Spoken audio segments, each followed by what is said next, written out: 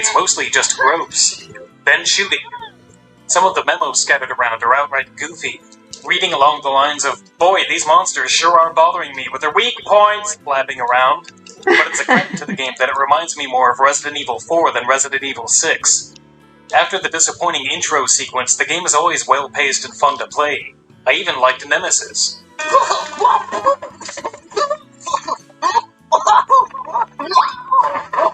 The thing that made Nemesis, and to a lesser extent Mr. X, work for me in the originals was that they presented a choice. Fighting them required using your most powerful weapons, but you gained a reward for the trouble. And in the case of Resident Evil 3, these were new weapons that you definitely wanted. If you chose to run away, you could save your ammo but gain nothing, and likely take a hit or two. That fight-or-flight decision was reduced to just flight in Remake 2, since Mr. X couldn't be stopped in a meaningful way and gave no rewards. And he happened to be incredibly stupid and easy to lose, so I considered him a nuisance rather than a threat. The new Nemesis fixes my problems with Mr. X by once again giving rewards for fighting and by being much harder to evade. My only problem now is that he's actually too easy to fight.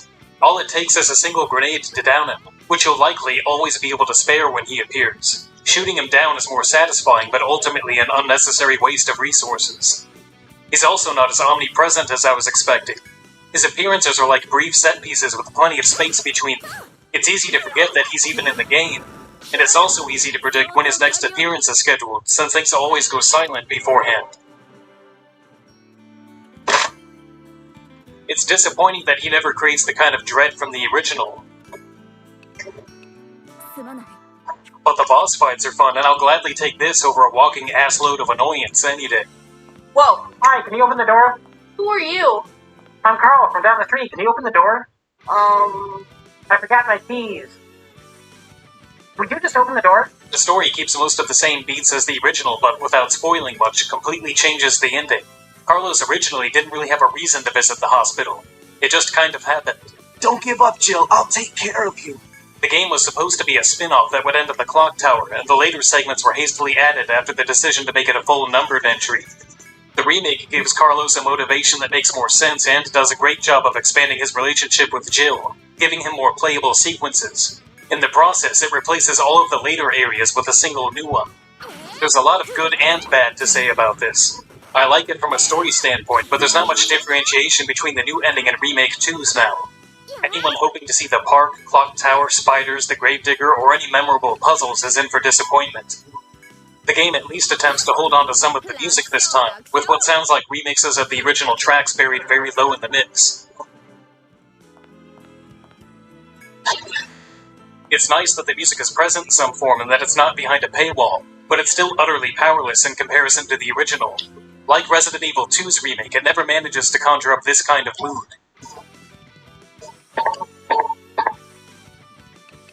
The graphics have been slightly improved and the characters look especially great, but a few issues get annoying over time.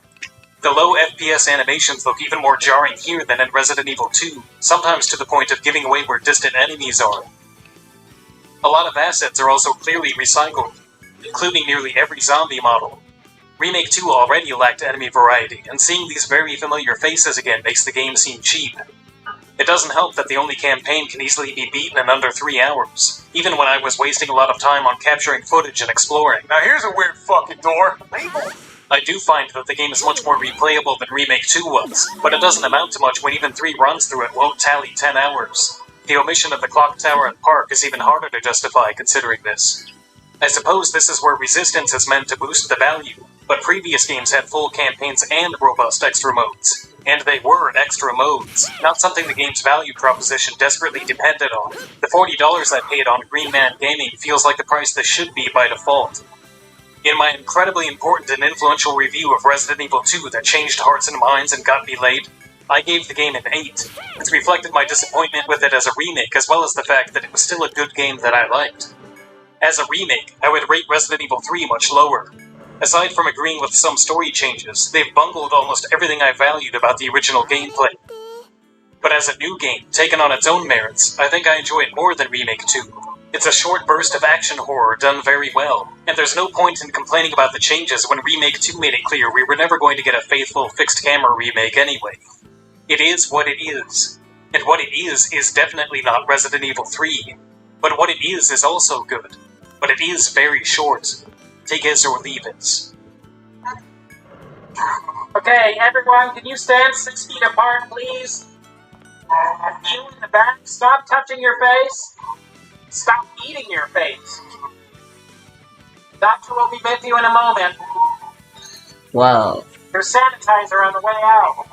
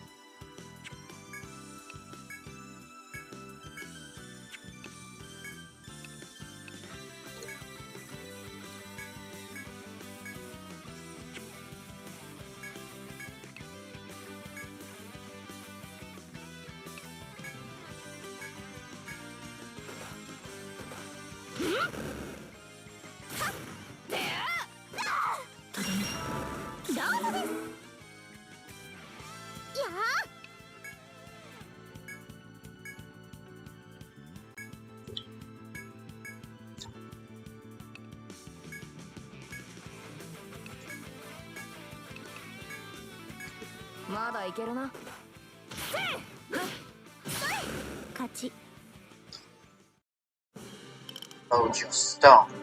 This specific version of Minecraft has no cave or ore generation, but the versions of InfDev that came right after this did reintroduce those elements, and that does affect how the Farlands look. It's kind of weird. 2 weeks later, on March 27th, Minecraft's terrain generation would fundamentally change from the classic style of old to an all-new world generation system. But this is not the terrain of Minecraft Alpha. This terrain generation had a much thicker hill structure, and it had a Farland shape entirely unique to it. This was also the version of Minecraft that moved the Farlands from 33.55 down to 12.55 million blocks. The next major change to the Farlands terrain happened on April 20th, 2010, and gave it the shape that I know you're all familiar with. I want to start off this section with something that I've never properly explained before. Why are the Farlands shaped like this? Well, I finally understand it, so let's break it down. The Minecraft Let me break it down surface for you, is Mark. dominantly shaped using a pair of 2D Berlin noise maps called low noise and high noise. These are then blended together using a third noise map called selector noise, with its purpose being to just blend the other two together. I feel like this is intuitively kind of difficult to understand, so let's see it visually. In front of us is a from-the-side, two-dimensional slice of a Minecraft world. To make this as easy as possible, let's crank up the factor, or scale slider, on both of them. It already kind of looks like the Farlands. Now, watch what happens when I change the period slider for either of them, which is stretching and squeezing that noise map. Now, it's visually obvious that there are two noise maps because it's easy to tell them apart. Okay, let's keep one of them stretched, one of them squeezed, and then change the offset slider for selector noise. Now, can you see what's going on? Selector noise takes both of them and blends them together. As you might have intuitively gathered, the shape of the Farlands happen when this factor scale goes wildly out of control within the range of a single Minecraft block. But why? Do you remember this image from earlier? It's a noise map with a bunch of arrows on top of it. But these arrows are how the noise map itself forms. The arrows start out as points on a grid, and the underlying math determines where they point. On average, they point towards areas of more white. White means land, black means air, and a perfect gray is where that transition happens. Well, deep within Minecraft's code lies an equation that aids in smoothing it out a little. And part of how that equation is formed is by taking any given terrain coordinate with its decimal point minus that same terrain coordinate, but with the decimal rounded off. This is always supposed to equal a value between 0 and 1. But there's a problem. This left number is a floating point number, which effectively has no limit, and this right number is an integer, which maxes out at 2.147 billion. When this value maxes out, it does not change anymore. So then, what happens if we were to do this minus this? You would get a number that is much higher than 1. That happens, the scale of Minecraft's terrain does this. Yeah.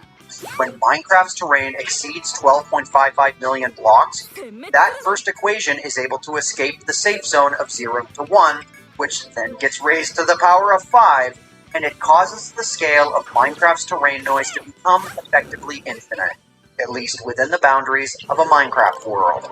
Next question. Why are the Farlands tunnel-shaped? Simple.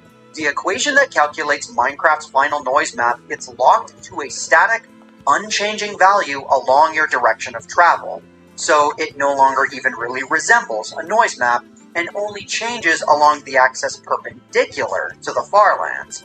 Since this value does not change as you travel deeper into the Farlands, you get tunnels. But what happens when both the X and Z coordinates exceed 12.55 million blocks? Well, as I'm sure you're all familiar with, we get the corner Farlands.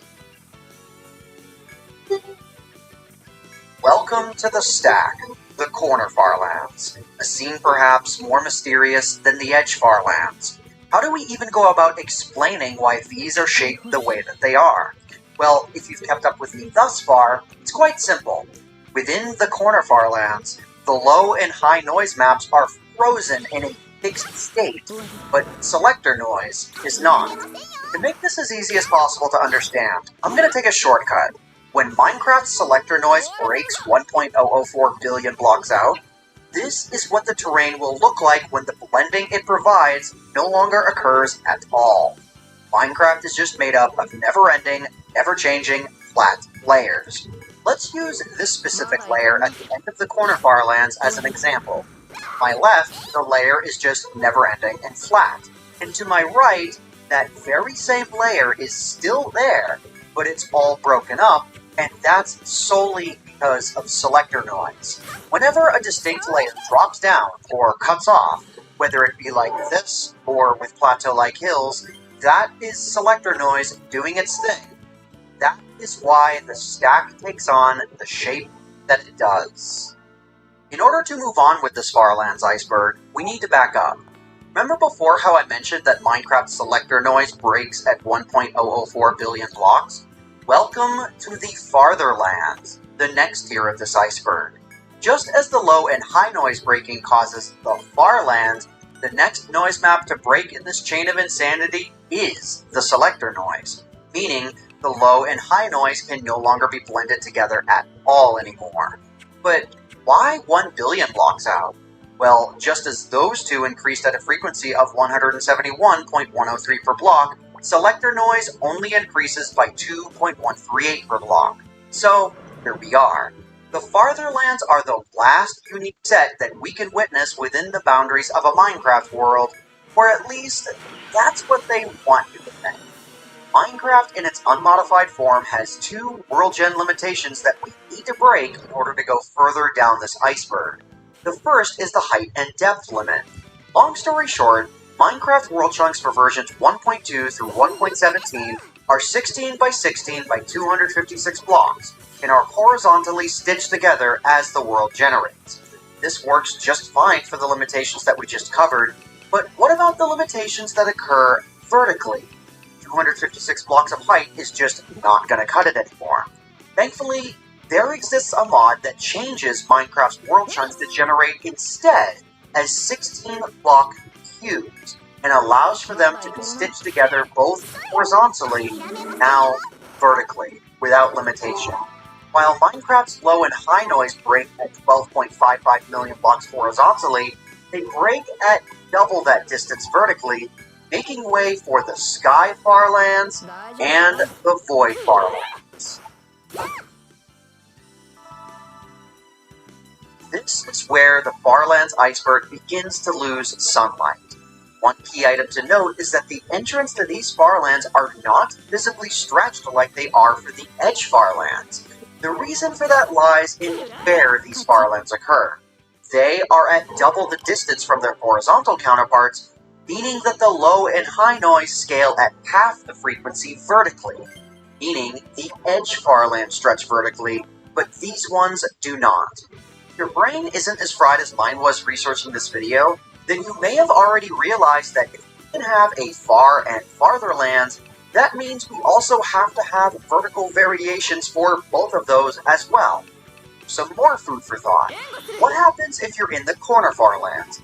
You move vertically all the way through the Void Farlands and into the Void Fartherlands. Well, it would be in the corner far Void Fartherlands. I don't know how else to describe it, but I do know how to show it. This Tesseract-looking thing is a 3D outline representation of the entire Farlands stack. The inner glowstone portion is meant to represent Minecraft's normal terrain. When we enter this green bit, that's me representing the Edge Farlands. If I go up a layer, Edge Sky Farlands. One more up, Edge Far Sky Fartherlands. Okay, this is getting out of hand. What do you mean there are two separate Farlands beyond this? The farther and farthest lands?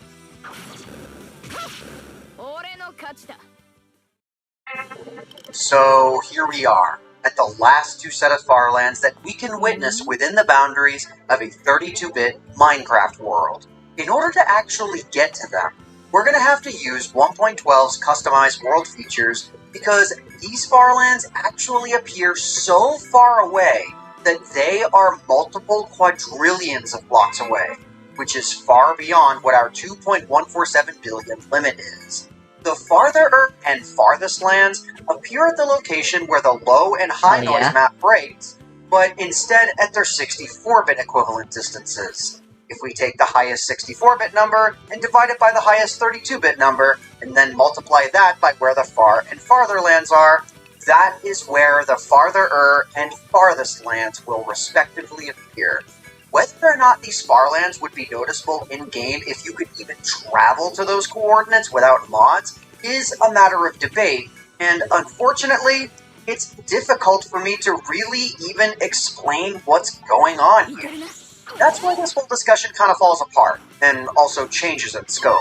If I wanted to continue from this point on, I would need to use a pretty game-changing mod that allows for us to travel beyond Minecraft's 32-bit limit and into the 64-bit range of coordinates. But I have a personal reservation with that for this video. This mod really is game-changing. It radically alters Minecraft's code so much to even allow for world generation out that far.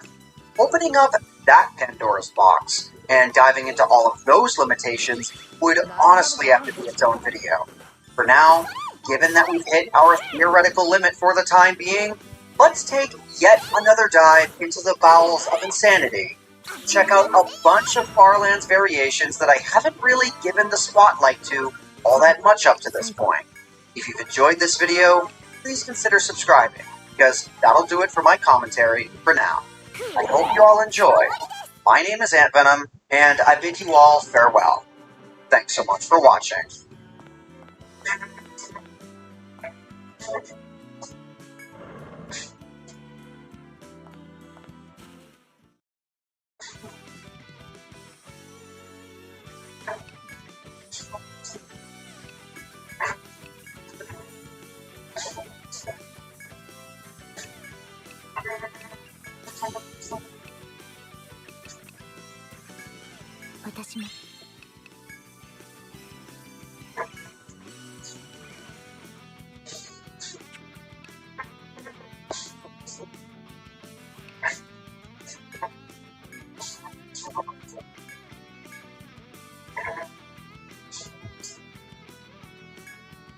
うとする。せい。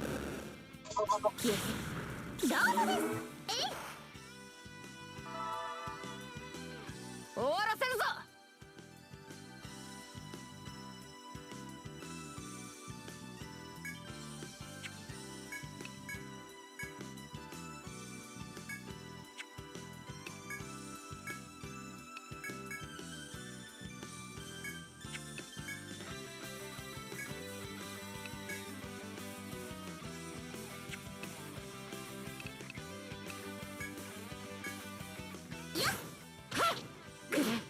諦めませんよ。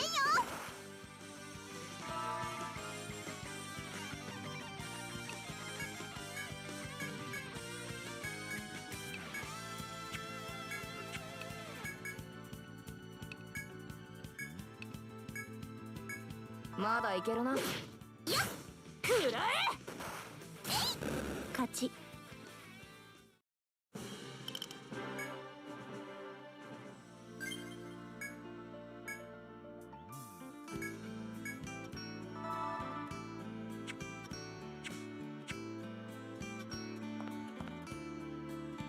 何かある。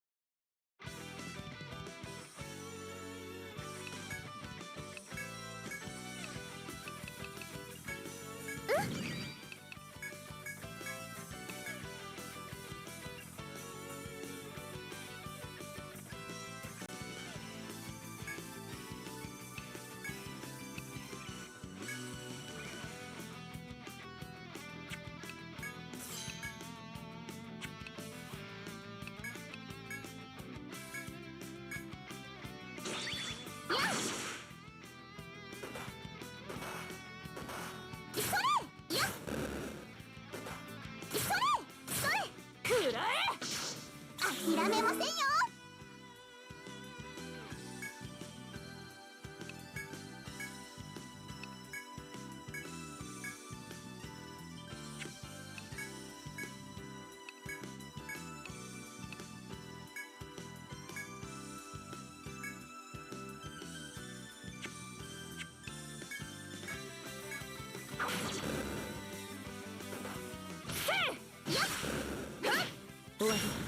諦めませんよ。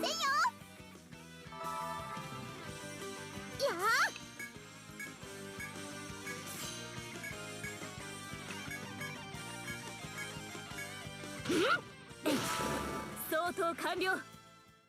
強くなりました。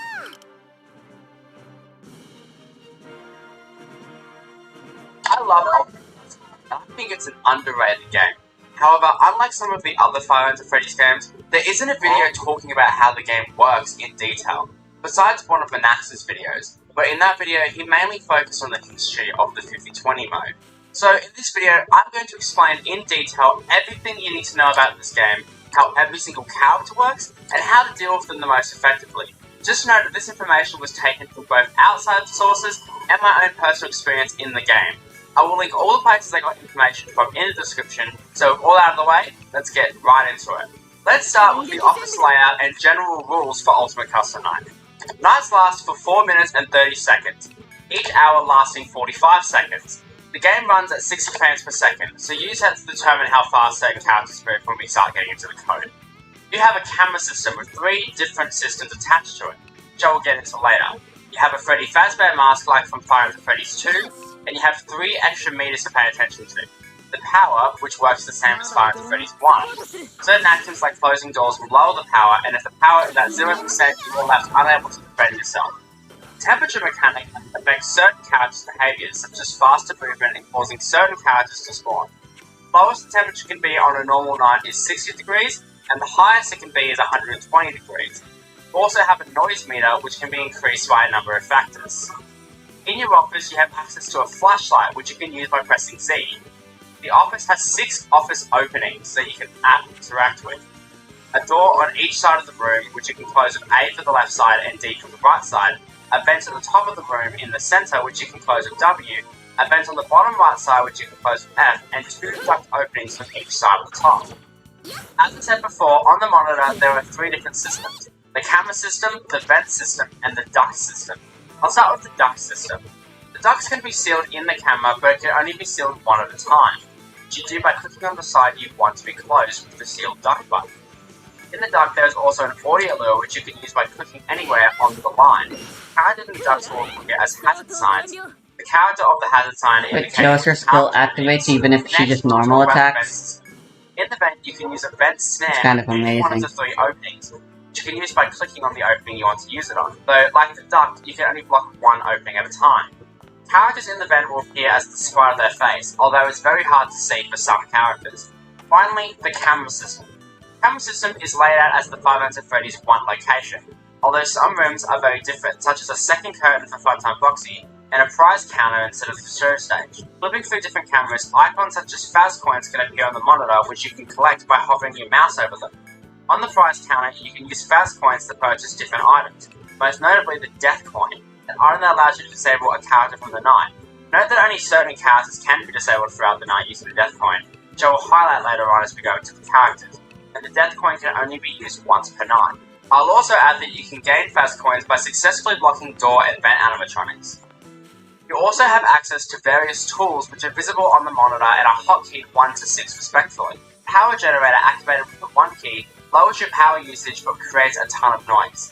Silent ventilation activated by using the 2 key lowers the noise and slows the rate of the heat increase. The heater, turned on with the 3 key, increases your temperature rapidly and also propels duct characters and glitches Rockstar Freddy. Power AC does the opposite, lowers the temperature using the 4 key. 5 key activates the global music box, which can be used to soothe Chica, Lefty, and the puppet, as it winds the music box up. 6 key just turns everything on. Spacebar toggles the fan on and off. In your office, you also have a wet floor sign, where clicking on it changes the side of the room it's on. This is used for Rockstar Chica. Characters like Scrap Baby and Rockstar Freddy are activated. A shock button and a pay 5 coins button will appear for them when needed, otherwise they are not present. Before you start a night, you can choose to activate one of 4 different power-ups. Use multiple power-ups at once. Battery, which starts the night off with 102% power rather than 100%. DD Repel, which prevents DD from spawning.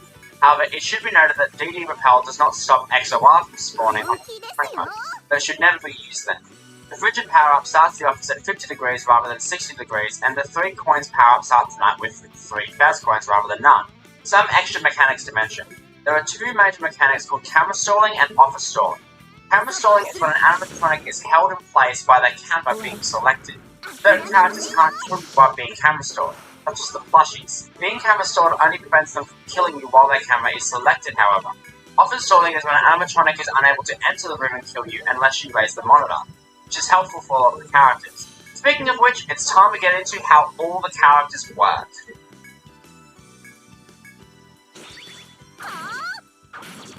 Freddy will approach your office from the left door, and you're meant to keep track of him on the camera. On 20 difficulty, he can take about 30 to 45 seconds to reach your left door, moving through 4 different stages taking about 10 seconds per movement. If the office gets too hot, this goes from 10 seconds per movement to about 5 seconds per movement. To stop Freddy, you need to shut the left door once he makes his 4th movement, where he will be right outside the door. If Freddy is blocked by the left door, you will hear a thud and he will go back to the end of the hallway. Formula for his progress game is AI level plus temperature -60 over 5, causing him to not only progress faster when his AI level is higher, but also as the office heats up. His visual state changes every 100 progress. He will be able to attack and be blocked by the door once he reaches 400 progress. At 500 progress, he will attack whenever the monitor is up with the left door open.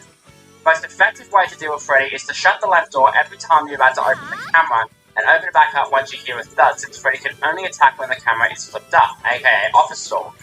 Freddy cannot be camera stalled. Freddy cannot be disabled using the death point. Bonnie shares pirate code with Foxy and will block out your camera screens if you look at him while he is peeking through the curtain, although you can still interact with the cameras and see Faz points. There is a small figure on your desk which will either be of Foxy or Bonnie depending on who's in the curtain. The idea is to look at pirate code when it's Foxy and not when it's Bonnie. Bonnie's figure being on the desk will stall Foxy from moving unless he is already starting to come into your office. Bonnie can be disabled using the death point. Chica will be hanging out in the kitchen and will bang her pots and pans around and will come and attack the player when she gets tired of the selection playing from the music box, which her pots and pans sound will stop playing. This can happen on a 15-second interval where the game will check either the music box is playing or if the music has changed. If you miss two 15-second intervals, she will get angry. When she gets angry and is on her way to attack, she has a 20% chance every half-second interval to kill you when the monitor is up. There are a number of ways to deal with Chica. When her pots and pans stop, you have a small amount of time to change the music box from the kitchen camera. However, if you change the music box while her pots and pans are playing, you will be jump scared. If the puppet is active, turning the global music on for 15-second intervals stall Chica and you will stall her from attacking, as long as you don't view the kitchen camera. This is the easiest way to deal with Chica and the go-to strategy for Chica on 50-20 runs. Despite her being in the same room as the puppet, she is not disabled by the death point, even if the puppet is active. Foxy, like in the first game, hides in pirate code and will slowly make his way out of the code to your office if you don't check on him regularly. He progresses through 4 stages with the code working like this. Every frame, Foxy progresses 1 plus H, H meaning how many stages he has progressed since you last checked him on the camera. This will cap out at 3. Once his progress reaches 1000, take away 10 times his current AI level, he has a 66% chance to progress to the next stage, although if he is observed on the camera while this happens, he will be stalled. Once he makes it out, he will start to assemble himself in your office piece by piece. Once in the office, he has a 10% chance to kill you every time the monitor is flipped. Foxy will only attempt to leave pirate codes when his figure is on the desk, so keeping Bonnie's figure on the desk for as long as possible is the best strat for 20 runs, as runners can't check on Foxy while using the Cam 2 stalling strat. Otherwise, the best way to deal with Foxy is to check on him when his figure is on the desk and flip the camera and keep checking until Bonnie appears on the desk, in which case Foxy will be stalled. There is also a trick known as a zero-frame cam flip, where the camera can flip up the monitor in a way that tricks the game into swapping figures on the desk while not triggering any other event that normally happens when you flip cams. Foxy can be disabled using the death point. Toy Freddy will be playing Five Nights at Mr. Hugs in the Parts Service Room, and you basically need to play the game for him, pressing the button on the camera that Mr. Hugs is on. Doing so prevents Mr. Hugs from jump scaring Toy Freddy, although if you don't, Toy Freddy will kill you as well for not helping him and letting him loose. Toy Freddy, we can actually learn a bit more about the coding behind him, and it pretty much goes like this. Every 10 seconds, if Mr. Hugs is at a closed door, the game will roll a random number between 0 and 29. If this number is less than Toy Freddy's AI level, he will move to a new camera. If the camera is not being viewed during this roll, Mr. Hugs will automatically fail and not move. However, if Mr. Hugs remains at an open door for about 15 to 17 seconds, then he will jump scare Toy Freddy, and from there, Toy Freddy has a 10% chance to attack every 0.5 second interval that the camera is up. Because of the RNG factor in his behaviour, on most 50-20 runs, players tend to just try and flip the camera up as quick as possible while spending as minimal time in the camera as possible to prevent Toy Freddy ever having a chance to jump scare the player. Otherwise, you need to make sure that you constantly check on Toy Freddy to make sure Mr. Hugs doesn't jump scare him. Toy Freddy can be disabled using the death point. Toy Chica behaves much like she does in Five Nights at Freddy's 2, sneaking into your office and you need to put on the Freddy Fazbear mask to fool her into leaving. She attacks on 14-second intervals and she leaves quicker than Toy Bonnie. Her code works like this. Every 14 seconds, the game rolls a random number between 0 and 59. If this number is less than her current AI level, she will enter the office from the left side, causing the lights to flicker and the droning sound from the Five Nights at Freddy's 2 games to play. Every frame that the mask is on, a value that we shall call the go away value will increase by 1, or 2 if Toy Chica is being directly looked at. Additionally, go away starts at a random value between 0 and 99 whenever she appears. Once go away reaches 200, she will leave. If she's in the office for more than 300 frames and about 5 seconds and you don't have the mask on, she will attack. Toy Chica gives you a large amount of time to put the mask on, and you shouldn't die to her as long as you put the mask on before she's able to make it to the center of the room. Toy Chica cannot be disabled using the death point. Toy Bonnie works exactly the same as Toy Chica, including his coding, except that he moves on 15-second intervals rather than 14-second intervals. He also moves slower and takes a bit longer to leave than Toy Chica. Once again, he is really easy to deal with, just put the mask on before we get to the center of the room. Toy Bonnie cannot be disabled using the death coin. Mangle is our first vent character that we'll be talking about. They will crawl through the vents and attempt to get into your office. They can be blocked by the vent snare. Mangle's speed through the vents starts at a value of 3, and then raises by their AI level divided by 2 equals 1 every 6 seconds, except when they reach a corner, where the starting value is decreased to 1. If they make it to your vent opening, they will never leave, and instead wait for the player to leave the vent open to enter the office. Once inside, they will hang from the ceiling and wait for the player to flip up the monitor. In which case, they have a 1 in 30 chance to kill the player every second that the monitor is up. The best way to deal with Mangle is to just close the vent opening every time you flip the monitor to prevent them from entering at all. Having them enter through the vent will also create a noise disturbance. Mangle cannot be disabled using the death coin. Balloon Boy and JJ work the same except for what they do once they actually enter the office. They will both attempt to enter from the side vent when your monitor is up. Specifically, the game will choose a random number between 1 and 30. If this number is less than their AI level, one of them will appear in the side vent. From there, they will enter the office after about 2 to 10 seconds depending on their AI level if not blocked by the vent door.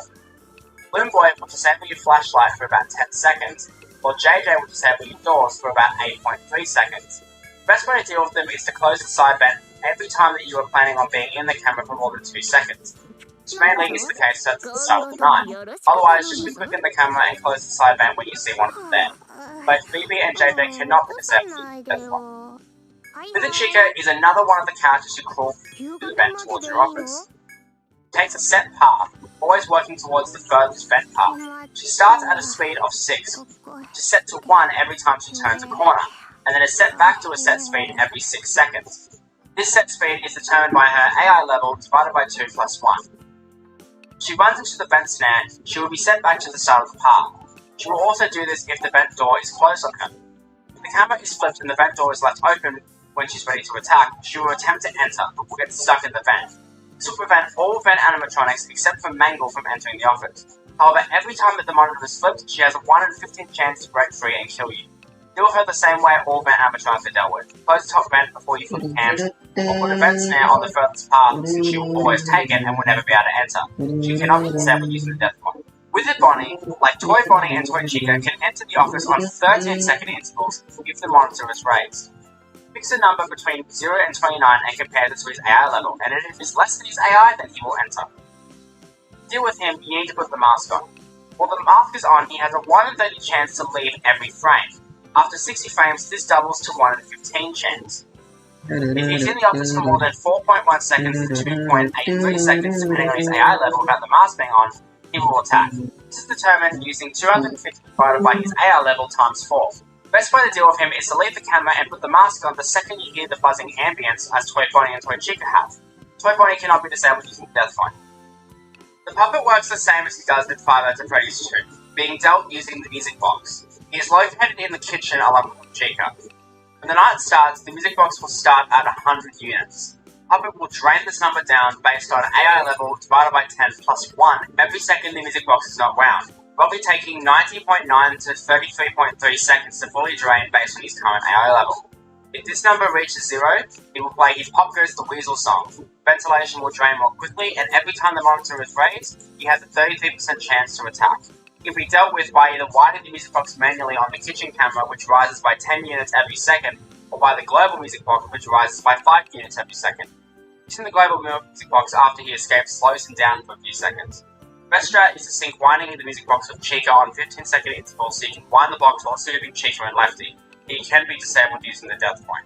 Wizard Golden Freddy works the same as he did in Five Nights at Freddy's 2, with him having a chance of appearing in the office every time the monitor is flipped up. The game picks a random number between 1 and 40, and if that number is lower than his AI level, he will enter the office.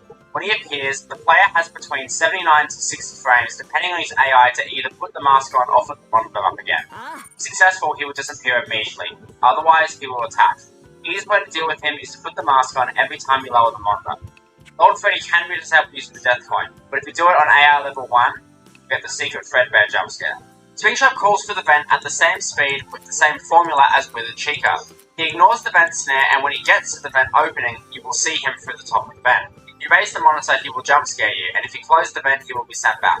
He won't answer if Wizard Chica is blocking the way. Deal with him the same as everyone else, close the vent door every time you lift the monitor. He cannot be disabled using the death coin. Phantom Mangle is a distraction character who can't kill you. Every time you lift the monitor, the game runs a random number between 1 and 59. If this game is less than our level, Phantom Mangle will appear on the cams. If you stare at him for more than 50 frames, he will force you out of the cams and enter the office, causing a noise disturbance of 1 to sound for 6.3 seconds to 10 seconds, depending on the AR level. To avoid them, either switch to a new camera, select a new camera system, or lower the monitor. They cannot be disabled using the death point. Phantom Freddy is another distraction character like Phantom Mangle and can't kill you. Instead, they jump scare you if they fully materialize in the office. When the night starts, Phantom Freddy's fade value starts at 255. Every 0.25 seconds, this number will decrease by AR level divided by 5 plus 1. If the office gets to 120 degrees, this value will decrease by 1 every 0.05 seconds. Once this number reaches 0, Phantom Freddy will jump scare the player, causes a blackout, allowing any top vent animatronics ready to attack to enter. After attacking, his fade value will start at 1000. If the flashlight is used on him, his fade value is increased by 5 every frame, maxing up to 400. He cannot be disabled using the death point. Phantom BB works the exact same as Phantom Mangle for appearing on the cams. If you, for more than 100, take away AR level times 2, he will jump scare you. He doesn't let top vent animatronics in, but does black out your screen and force your monitor down. Deal with him the same as Phantom Mangle, and no, he can't be disabled. Nightmare Freddy works the same as he does in Five Nights at Freddy's 4, with the Freddles constantly spawning until he kills you. Every second the monitor is flipped up, the game will choose a random number between 0 and 29, and if this number is less than the AR level, a Freddle will spawn. Up to 5 Freddles can spawn visually, 7 need to spawn for Nightmare Freddy to appear. Once this number is reached, Nightmare Freddy will jump scare you if you have the monitor up. To combat this, you need to shine your flashlight on the Freddles, who have a 5% chance to disappear every single frame, unless there are more than 3, and then this number raises to 10%. You can shine the flashlight even if the camera is up. Nightmare Freddy cannot be disabled using the death point. I'm going to talk about all 3 plush animatronics, Nightmare Bonnie, Nightmare Mangle, and Nightmare Circus Baby at the same time, as they all require you to buy their plushie at the price counter within 20 seconds of when they appear. The price of the plush depends on their AR level. AR level 1 to 9 costs 10 Faz coins, AR level 10 to 19 costs 15 Faz coins, and AR level 20 costs 20 Faz coins. All 3 animatronics can be camera stored by viewing them on camera too. However, you must stay on this cam for the rest of the night or you will be killed once the 20-second grace period is up. None of the plushies can be disabled using the death point. Both Nightmare Fredbear and Nightmare work exactly the same, except Nightmare Fredbear comes from the left and Nightmare appears from the right. Every 5 seconds that the monitor is raised, the game will run a random number from 0 to 40, and if the number is less than the AR level, they will appear at the door along with a laugh sound effect, and to the side of the room they are at. If you don't shut the door within 2 to 5 seconds of them laughing, they will jump scare you when the monitor is up. If it's safe. Jacko Chica is the first animatronic who is directly affected by the temperature. When the office gets to 90 degrees or higher, her manifest level starts to increase by AR level times 2 for every second the office remains at 90 or over. Once her manifest level gets to 500, which takes anywhere from 4 minutes and 10 seconds to 12.5 seconds depending on her AR level, she will attack. If the office is below 100 degrees, shutting both doors will decrease her manifest value by 10 every frame down to a minimum of negative 50. Over 100 degrees, closing the doors will do nothing. Keeping the office below 90 degrees is the best way to avoid any interaction of Jacko Chica. Cannot be disabled using the death point. Nightmare On is the only animatronic affected by your mouse placement. He picks one of 6 spots, 4 spots in the middle of the room, and 2 in the upper left corner. He picks a spot every second until a player touches him with the mouse. For every frame that the mouse cursor is on his body, starting from a value of 255, this number will decrease by AR level divided by 5 plus 1. Once this number reaches 0, which can take anywhere from 3.55 seconds to 0.85 seconds depending on his AI, he will be fully visible and attack. Every frame that the mouse leaves his body, this value will increase by 1. Placing your mouse in the lower left and lower right corners is the best way to avoid him, as well as being very quick with the mouse and paying attention to his surroundings. He cannot be disabled with the death point. Nightmare Balloon Boy is actually very simple. He picks a random number from 0 to 40 every time the monitor is flipped. If his AR level is below that number, he will sit up. If you flip the monitor without flashing him with the flashlight, he will jump scare you. He will also jump scare you if you flash him when he is slumped over. He cannot be disabled using the death point. The lower will pick a number from 0 to 39 every 14 seconds, and if that number is less than her AR level, she will approach from one of the 2 doors. She will play her song, which is panned based on which side of the room she's approaching from. After 100 frames of her attack, the office lights will begin to flicker, and after 170 frames, or 2.6 seconds for after her attack, she will jump scare the player. It's quite easy to hear and to shut the door for, but sometimes her song is drowned out by louder sounds, so staying focused is essential. She cannot be disabled using the death point. Funtime Foxy is the only character whose AI level does nothing to affect their difficulty. AI level 1 is just as hard as AI level 20. From the front of Funtime Foxy's curtain, there is a time from 1am to 9am showing what time their showtime is. If this number is from 1am to 6am, the player must be looking at Cam 6 on the exact moment the clock hits that time. Each in-game hour lasts for 45 seconds. So from 1am it's 45 seconds, at 2am it's 1 minute and 30 seconds, etc. These are all the times that Funtime Foxy needs to be queued on based on the hour. Funtime Foxy will select a random hour from 1am to 3am to start the night. After every successful showtime visit, they will increase by an extra 1 to 3 hours. Also, must show up to a 6am showtime or you will die right as the night was meant to end, unless they will be in camera stall. Funtime Foxy can be disabled using the death coin, which is the usual strat for 50-20. Ennard is another vent character, however he is very hard to see on the vent camera, only appearing for about 20 frames each movement, which is set to AI level divided by 2 plus 1. He has a starting speed of 1, and this is increased by 5 every time he turns a corner. He cannot be stopped by the vent stand, however he will make a squeaking noise when he is ready to attack. If the monitor is flipped while the vent door is open, he will attack, otherwise he is set back to the start. Deal with him the same as all the other vent animatronics, and he cannot be disabled using the death point.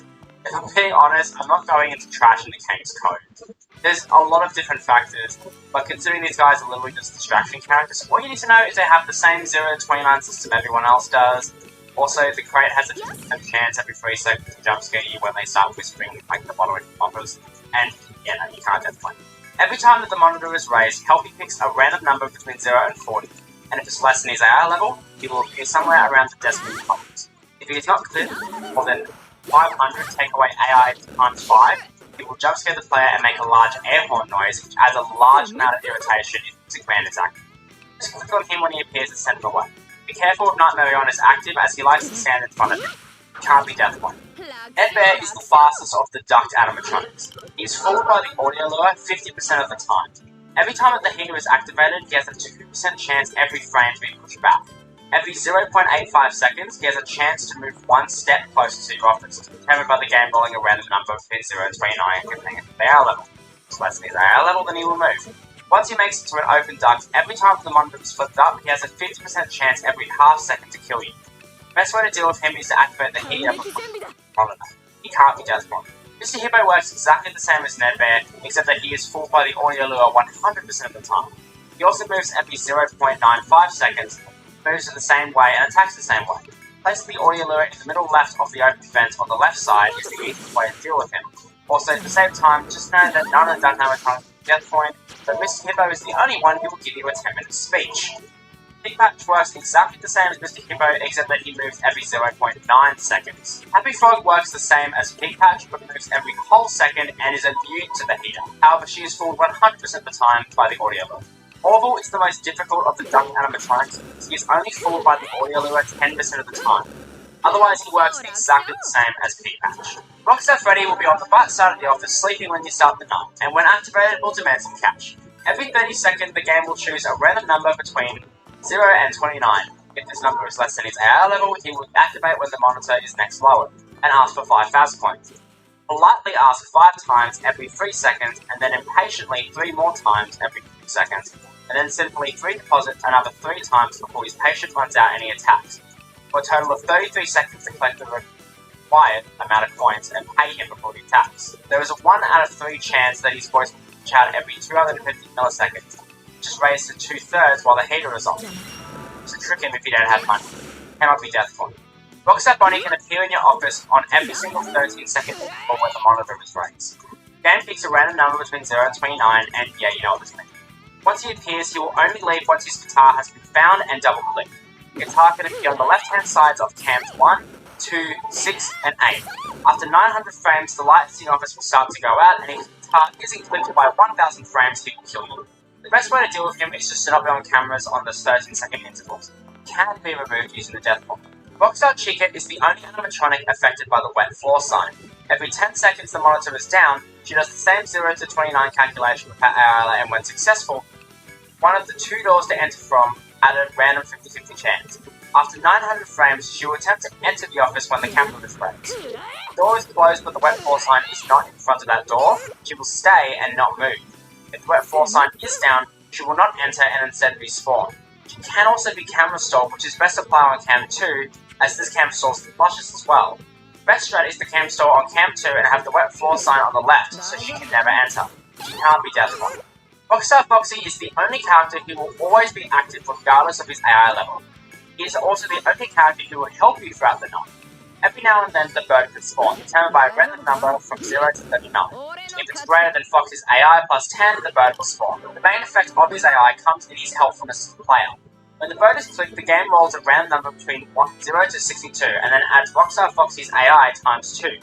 If this number is 60 or less, he will provide one of the 4 buffs: a 1% power increase, cool the office down to 60 degrees, soundproof the room for 30 seconds, or give you 10 Phas points. If this number is over 60, however, he will kill you. He cannot be deathblocked. Runtime Chica is simple. She follows the 0 to 29 formula, which runs every 35 seconds. Successful, she flashes the screen for about 3 to 8 seconds depending on her AI level. No, she can't be deathblocked.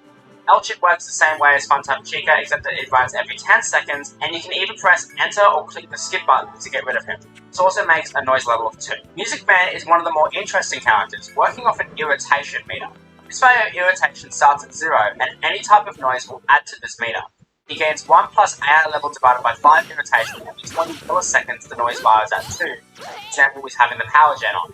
If the noise value is about 3, we'll gain this every single frame. Healthy Jump Scare adds 2,500 to this value.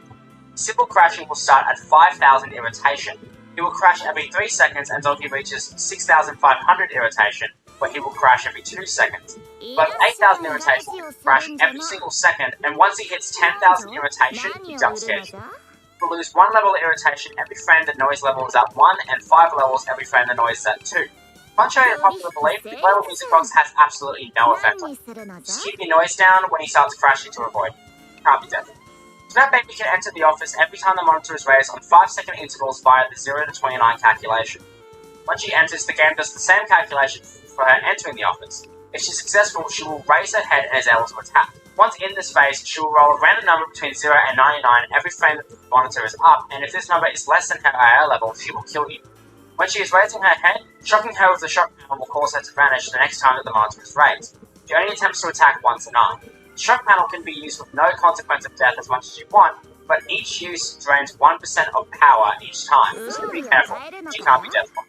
Molten Freddy works exactly the same as Enid, except the starting speed is 8 and he is visible on the vent cam. If he's ready to attack, he will bark. Kill him like everyone else in the vent. And no, he can't be deathblocked. Arguably the most controversial character in this game, Afton is the only character who can kill you from the side vent. Every 29-second interval, Afton has about a 25% chance to attempt an attack. When he does, the lights will flicker and a banging sound effect will play. The player has 2 to 1 seconds to close the side vent, or he will jump scare you. He only attempts to attack once a night, and he can't be deathblocked. Lefty is probably one of the more unique characters in this game. He works off a similar irritation meter that Music Man does, but he's affected by noise and heat. He arguably has the most confusing code, but it goes like this. The game runs the 0 to 99 AI level calculation every frame that he could be irritated. If there is more than 1 bar of noise in the office, it will add the difference of 1 and the current noise level of every frame. Example, 3 noise take away 1 equals 2 irritation. If the building is warmer than 80 degrees, 1 irritation is added every frame. If this gets to 100, this goes up by 2 every frame. At every 300 irritation, he progresses a visual stage on Cam 3. Once he reaches 1,800 irritation or more, he will attack on 1-second intervals when the cams are up.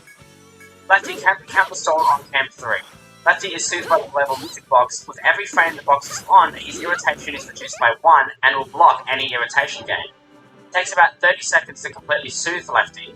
If Lefty is visible on the cams, he can be disabled with the death point. Ultimate Consequences is actually surprisingly interesting compared to his mechanic.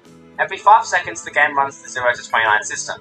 If successful, his minigame will appear. Press C when the fish is in the cross to win the game. The player has 250 minus AI level times 5 frames to do this, or the monitor will be locked for 300 plus AI level times 10 frames. Surprisingly, mashing C to try and win the game can result in you being locked out automatically. Phone Guy can appear every 20 seconds via the 0 to 29 calculation. When he appears, he adds 1 noise value. From there, you have about 4.5 seconds to hit the view phone call button, or the noise value of 1 will stick around throughout the Phone Guy's phone calls. After 1 minute, there's a 50% chance that he will hang up early. And that's all the main characters from Ultimate Custom Night explained as in-depth as we possibly could go. However, there are still the 6 secret characters to go through, which I guess we can speedrun. Shadow Bonnie, when spawned, causes the office to go pitch black for 10 seconds, making me unable to see if doors are open or closed. Plushtrap will appear on the chair on cam 6 and will disappear if the camera is viewed for about 2 to 3 seconds. Failure to do so on an average of 15 seconds will cause a jump scare. Nightmare Chica's jaws will appear on the screen when she's spawned in. Player needs to turn on the power AC to send her back. If her jaws fall closed, she kills her. Wanda will randomly try to streak across the office, making sound cue as she does so. Player will need to click on her nose before she leaves the screen or she jump scares you.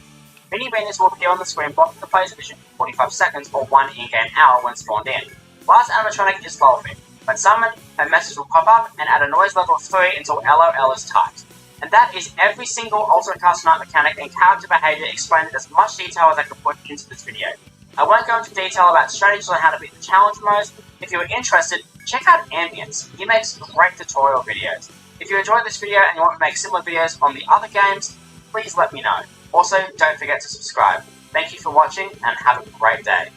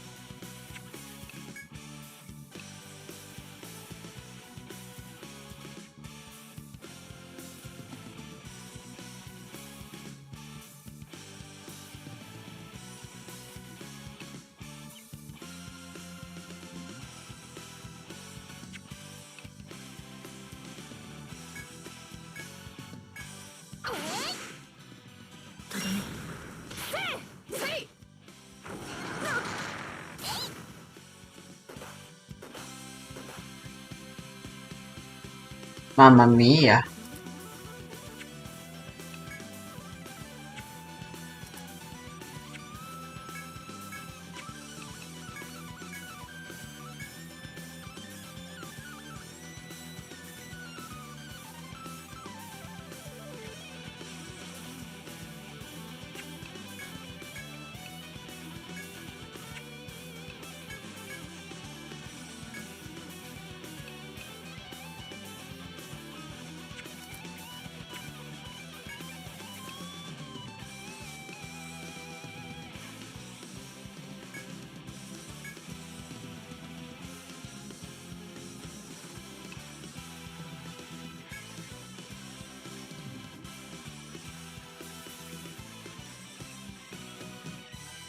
せろよ。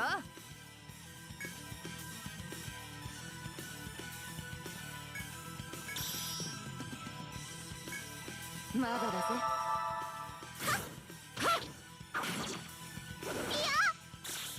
いや、どうぞです。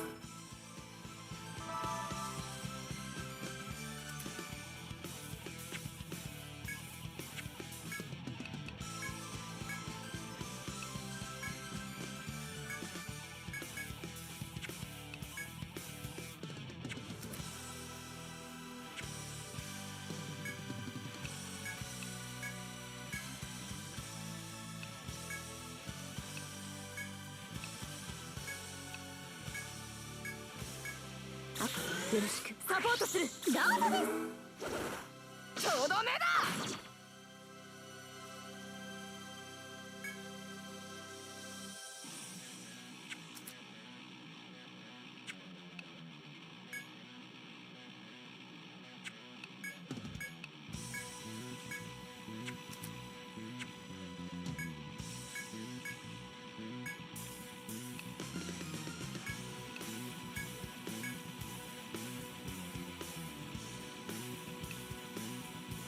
Oh.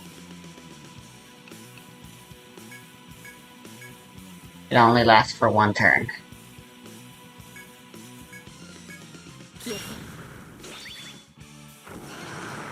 諦めませんよ。はあ。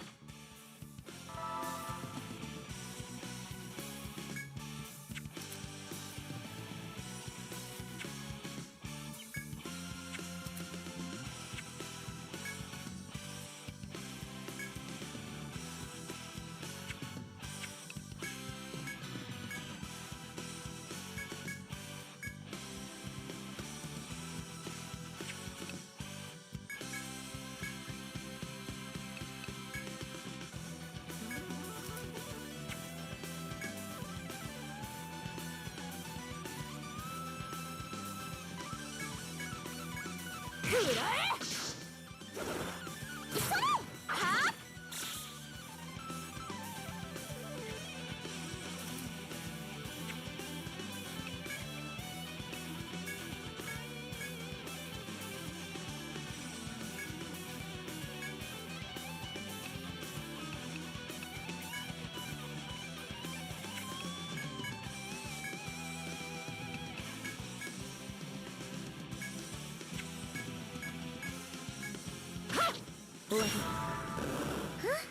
Woo! Finally! 強くなりました。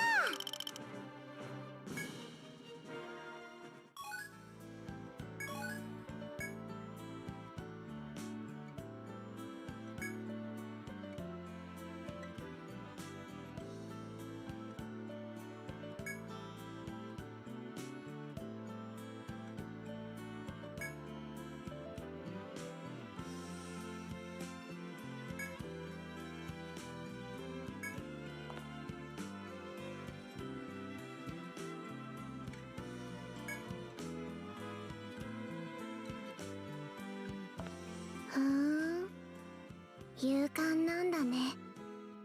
それに優しいところもあるみたい。 Excuse me?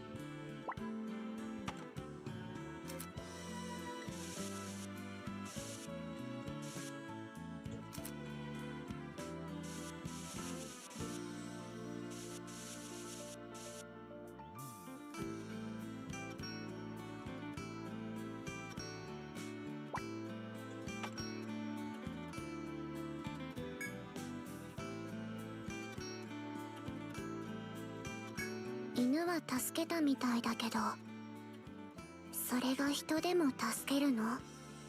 Excuse me? Well, technically, we've already saved the world at least 5 times by now.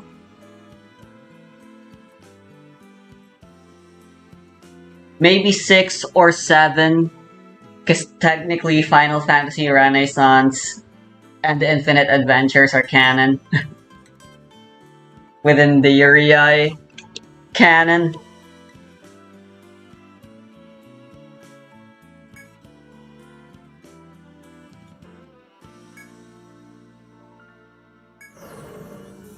Oh no, it's already open. It just looks really special. It's a magnetic pole. They're still here.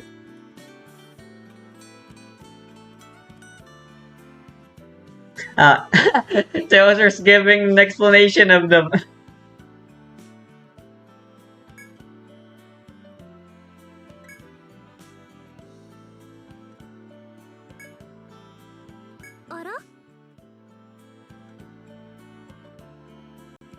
Yeah, of course we'll touch it.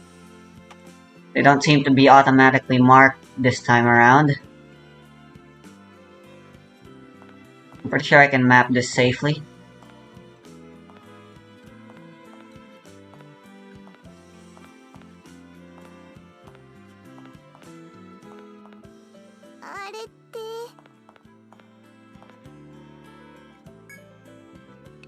Touch. Alright, we do get to... Alright, thus... Blah, blah, blah, blah.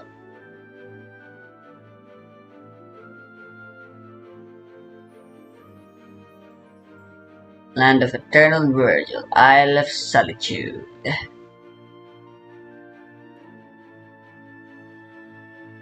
Touch the geomagnetic pole and in an instant you find yourself standing somewhere new.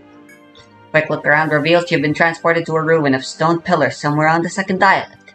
This geomagnetic pole seems to connect the first island to the second, but not to Maginia. Touch it again and it should bring you back to the previous ruins. If you finish your map of the previous ruins, you should report your progress back to HQ and inform them of the geomagnetic pole.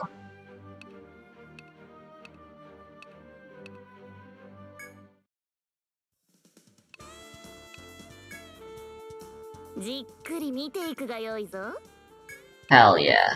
It's worth 200. How cheap. Ooh, a thorn sight.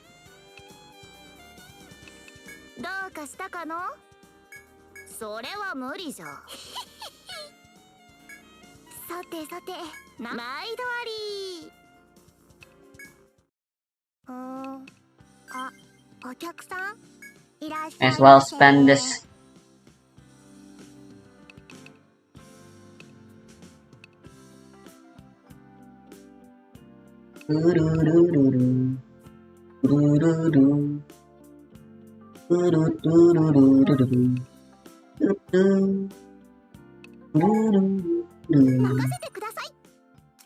Alright, let's go expand things now.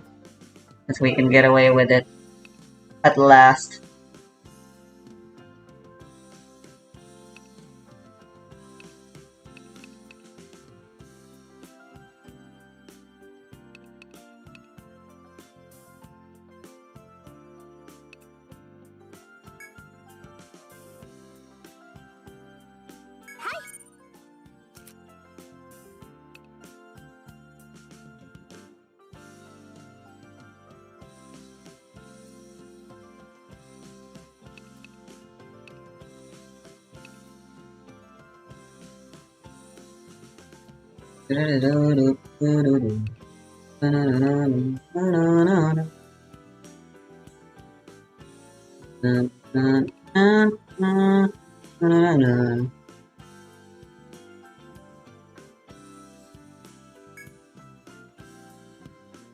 Yes.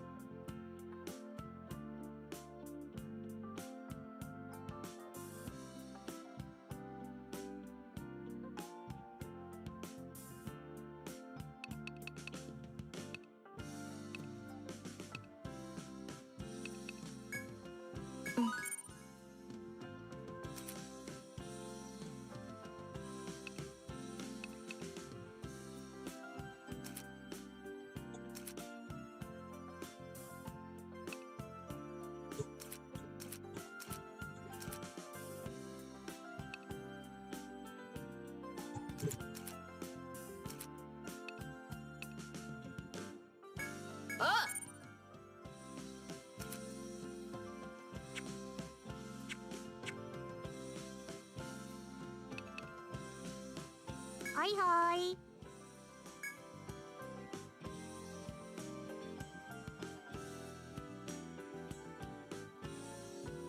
朝までお休みだね。I just realized my main team pretty much consists of all Action Odyssey 3 characters and one character that's new. いってらっしゃい。何か用か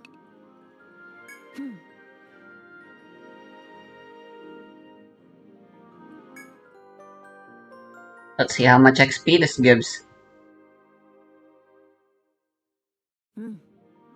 Returned Yuria Guild. Now let's see your results. Behold the fruits of our labor, Mara says with confidence. I don't object to those who take pride in their work. That said, what is this? A pillar of light similar to a geomagnetic pole. Really? I've heard this before. Legends of Yggdrasil often tell of pillars of light that connect the labyrinth to the city. However, here they connected a neighboring island. We here at HQ understand the islands are divided into unique stratums. In order to better understand these islands, we've begun naming them. The island on which we first landed has been dubbed the Isle of Origin for clarity's sake. The adjacent island, abundant with vegetation, is the Isle of Solitude. Adventurers deemed worthy by HQ have already begun exploring it. According to the reports, they've also established a base camp in cooperation with some of our soldiers. It should prove quite useful. I recommend you head there once you've had your rest. Also, here's your reward for the map you created. Please accept it. Money!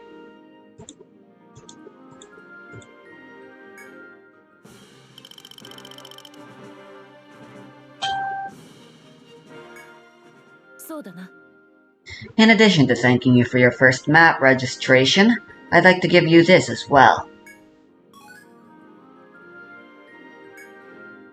Equip anyone in your party with this and you will create an audio log of your adventures. Those on standby at the Explorers Guild can then listen in and gain some experience of their own. However, do keep in mind if no one is on standby at the Explorers Guild, equipping this item will prove useless. There's something else you should know. Okay, so there is combat study, it's just locked after the prologue. Cool, so we should go fill up the Explorers Guild now. There's something else you should know. As you proceed with your exploration, I'd like you to report your findings to HQ. You'll be rewarded, of course. We certainly don't mean to force this task upon you. That's enough explanation for now. Okay, so registry is literally just the exact same, just on a different name.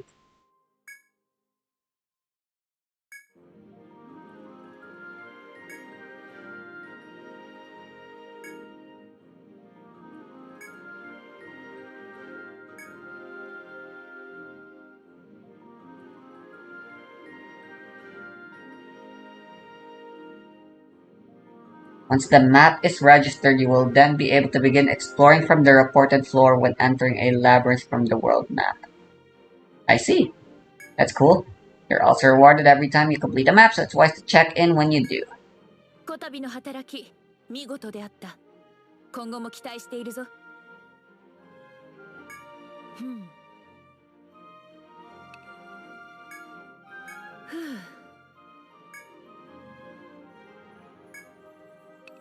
見事だ。登録か。見事だ。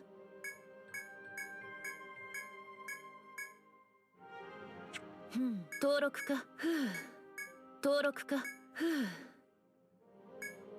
Alright. Well, the registry is in the book now.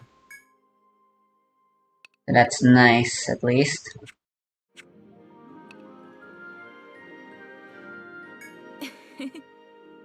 It seems I was right to choose you for the job. Keep up the good work, fearless fisherman.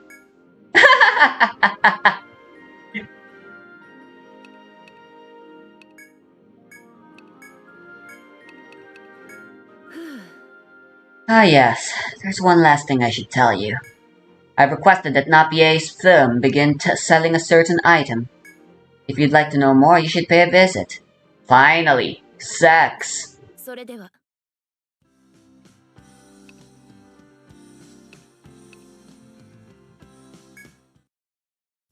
おお、あの人たちか。Wasted no time in proving your worth, eh? HQ has informed me of your efforts. Truth be told, there's an item I am only permitted to sell to adventurers who have been acknowledged by HQ. うむ。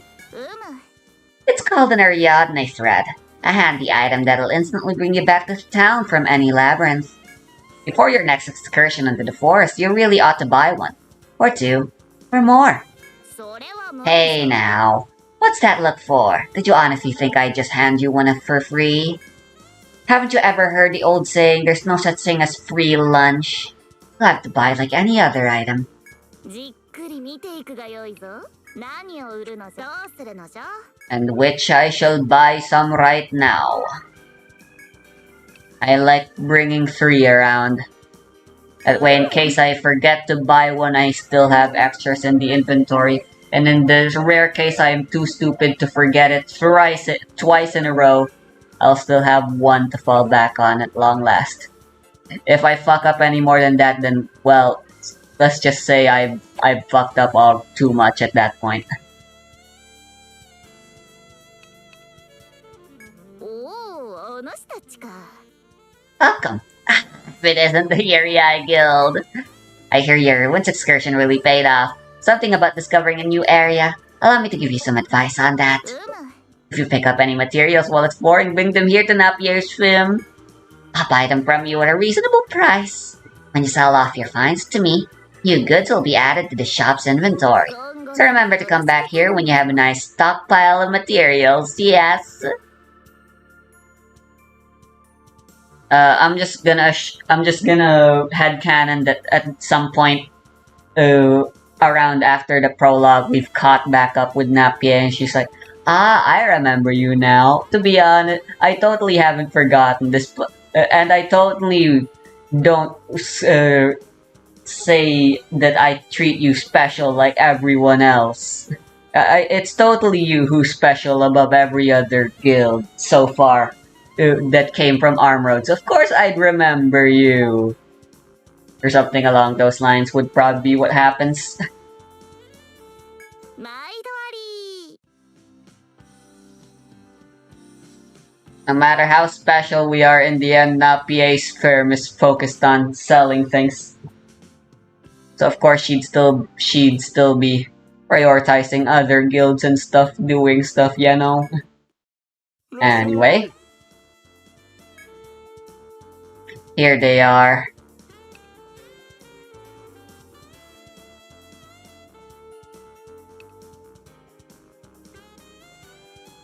So, I'm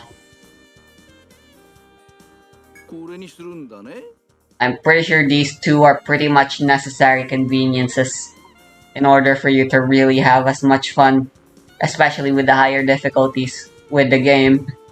Otherwise, you may as well just play on Picnic.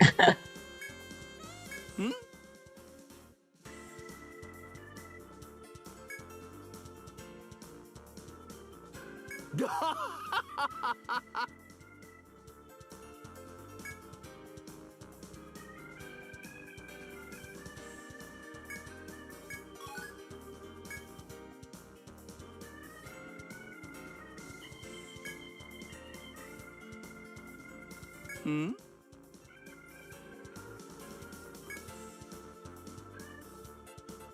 どうするのか、どれにすっか決まったかな。これにするんだね。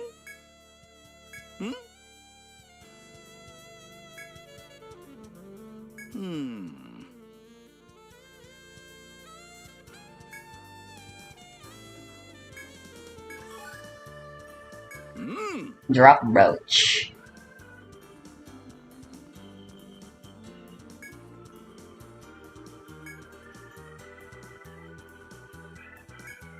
Oh, really? どうするのかな。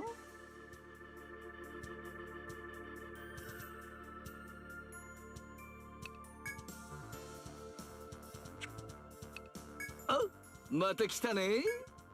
だだしっかりね。 Maybe they won't change their よく来たな。 dialogue. ほうほう。 So you found a geomagnetic pole.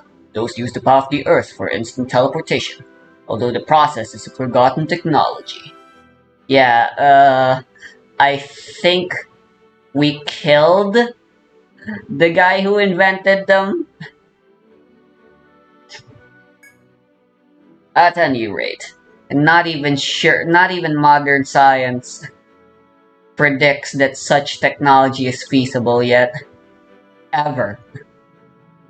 Well, there's theoretical shit, but theoretical shit is theoretical shit. You know? It's just a theory. Like wormholes and all that bullshit. Plus, those would be very long distance travel, unlike the geomagnetic poles, which technically aren't very long distance. I mean, still long distance and definitely convenient. And I'd definitely love it if they existed in real life. Now, let's face it, who wouldn't want to fast travel in real life? Can make use of geomagnetic poles to make future exploration so much more expedient. 気をつけるように。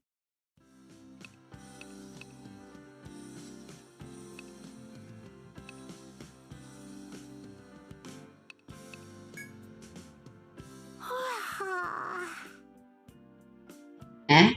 You're the folks from before. What were your names again? Ah, Yuria Guild, right? So you might already know this, but there are other adventures in Maginia too. Odds are you'll run into them at some point.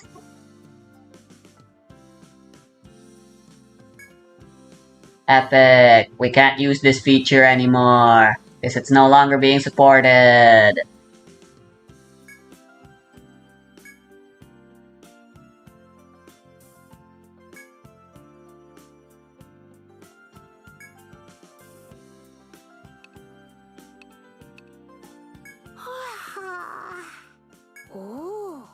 Yuria Guild, listen to this. Yesterday, my parents got on my case about not working hard enough. Isn't it awful? Not really. What? But why? I always make sure to sleep right at the front desk, so I'm always ready for any customers that come in. That's kind of hard to argue with, not gonna lie, actually. Frustratingly. I just realized I didn't get any XP for... Well, I mean, I got XP share item thing. So that's something. I guess being an item is a better trade-off than having to level up, than having to waste 10 skill points on a character.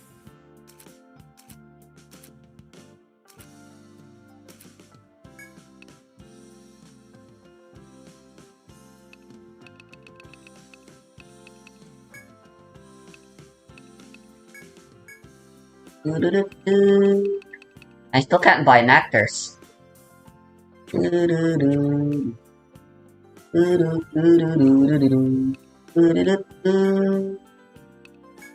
Let's see here. Should be fine for these guys to wear them.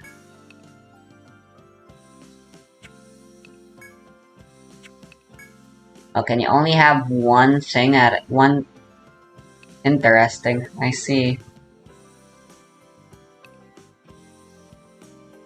Whoa.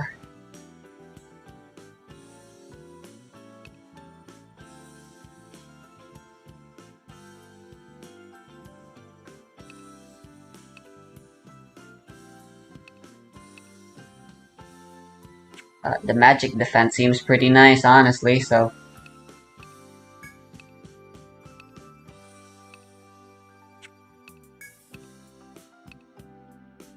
Chie really doesn't need the speed.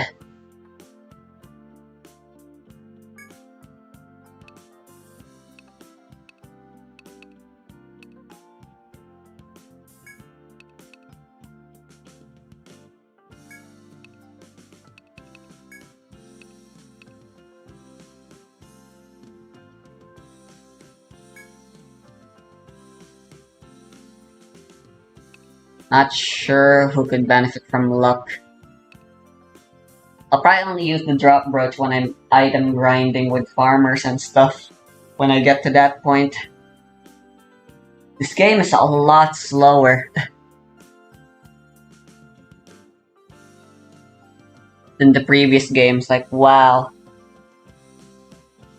I imagine it's actually gonna be a lot longer too. For now, may as well put them all in so we can complete the various quests.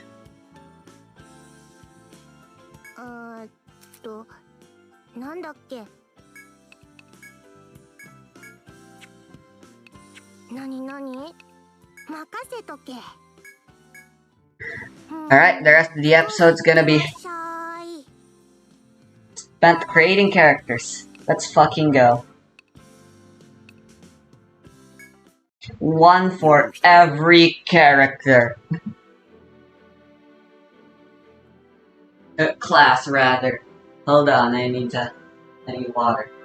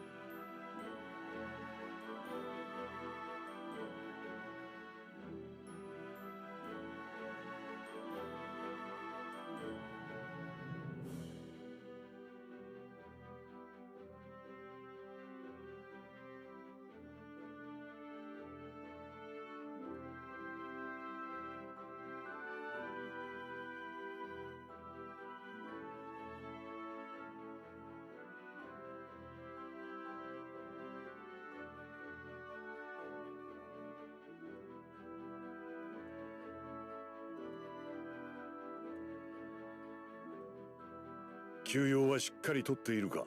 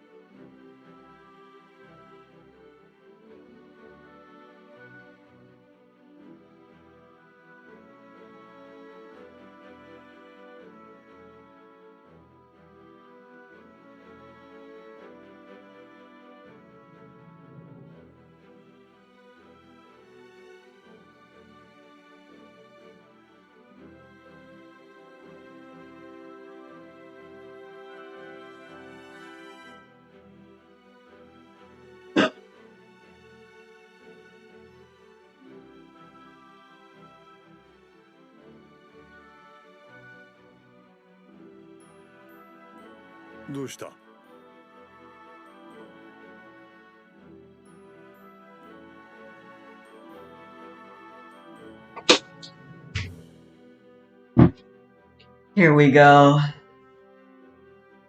受け付けよう。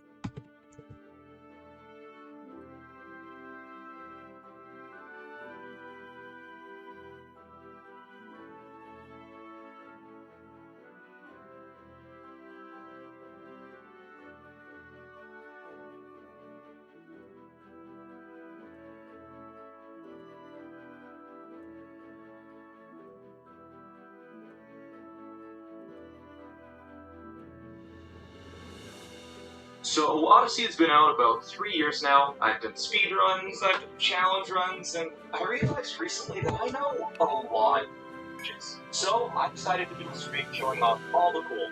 It gets crazier the further in you get, so I hope you enjoy it. Oh, and enjoy. Remember to subscribe. Only around 30% of you are, and it helps me out a lot. Thanks.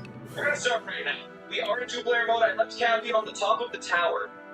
And I'm going to park the scooter in a very precise spot, and it will allow us to escape the Mecha Wiggler boss fight. And then some very weird things will happen. And the reason why I have Cappy up at the top is because we need to get to the top of the tower and activate the boss fight. They can only use swords. Really sucks, NGL. We'll see. Gotta get to the scooter now. Umag's growing his hair out. Yes. Okay, we're on. His pronouns are still he, she.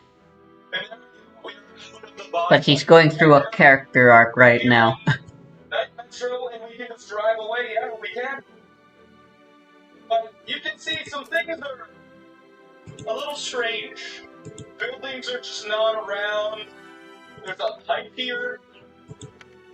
Where does it go? That's where it goes. There's just invisible walls. I can't go through that. There's just invisible buildings, and we're just gonna explore a little bit. Like, the buildings are still here, you just can't see them. And there's a lot of weird stuff. There's just floating stuff just around. I'm gonna show you something. If I can get it on the first try, I hope I can get it on the first try.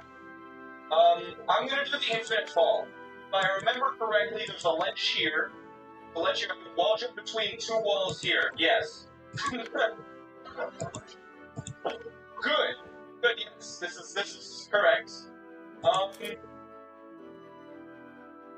pretty sure there's a building that I can jump on right here. Wait, what was that? There's just something that Cappy latched onto there. Just for you, I am playing in two-player mode, and what that means is I'm playing my controllers. Most of the stuff I'm showing you here today, you can do on your game. You can start up your game. Also,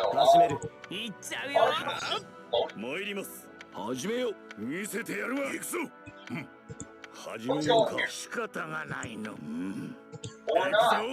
片付けて準備します。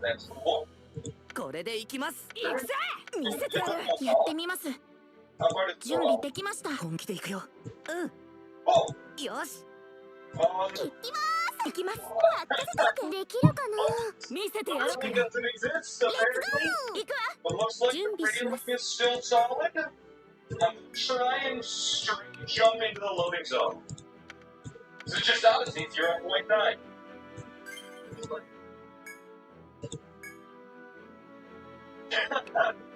And we're in the interior, let's go! Alrighty. And now I'm going to show you the next glitch, which is the infinite fall. And it may take me a few tries because it's a little bit hard. Very perfect. Gotta be very, very perfect with this. Kinda like the dark color palette of the alternate colors. He's working. Yes, we got it, okay. Excellent. So, now we are outside of the area. We've missed the depth plane.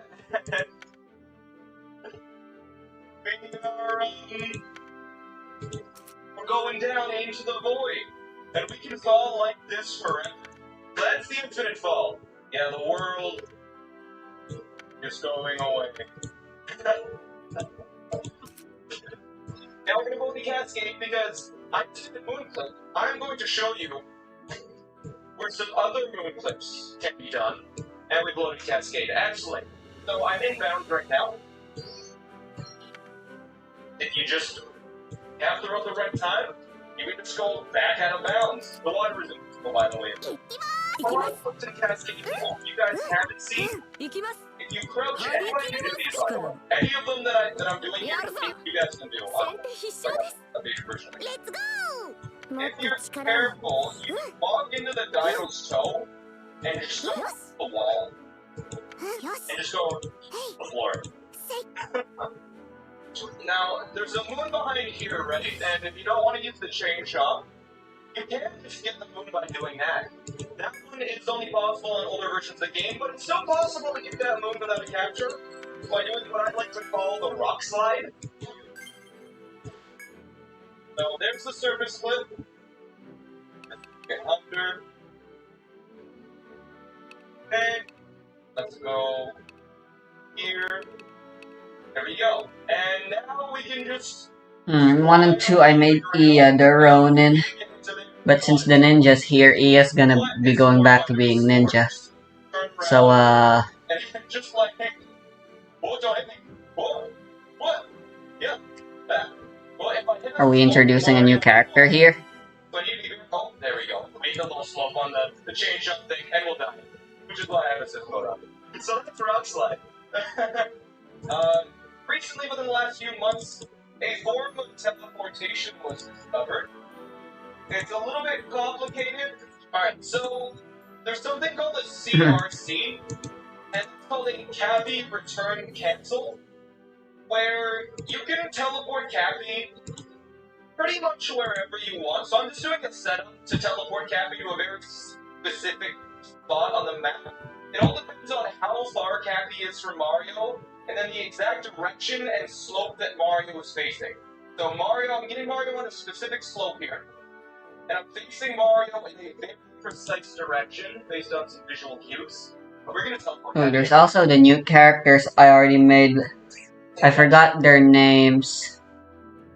There were 2 or 3, right? Way before.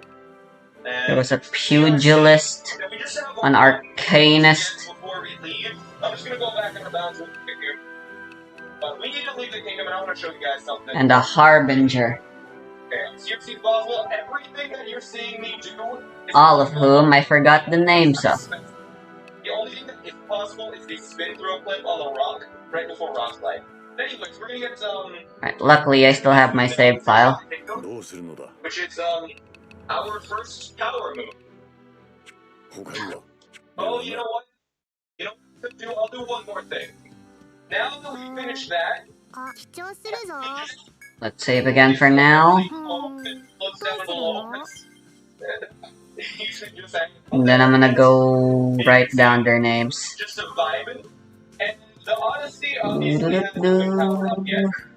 But did you know you can get inside the Odyssey before it's powered up?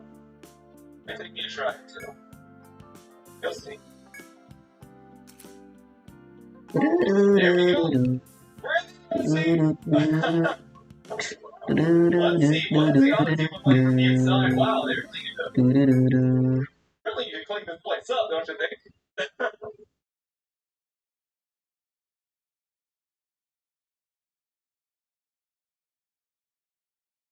Oh, looks like they cleaned it up a little bit. Where did this even? Where did I even come out? Oh, alright. Let's go! I had no idea that was a thing. I didn't know you could go in the Odyssey. I just thought you could go in the shell of the Odyssey. Alright. We're gonna do a glitch called 今日 Gold もい Sword ってらっし X. ゃいよく来たなどうするのだ Yes.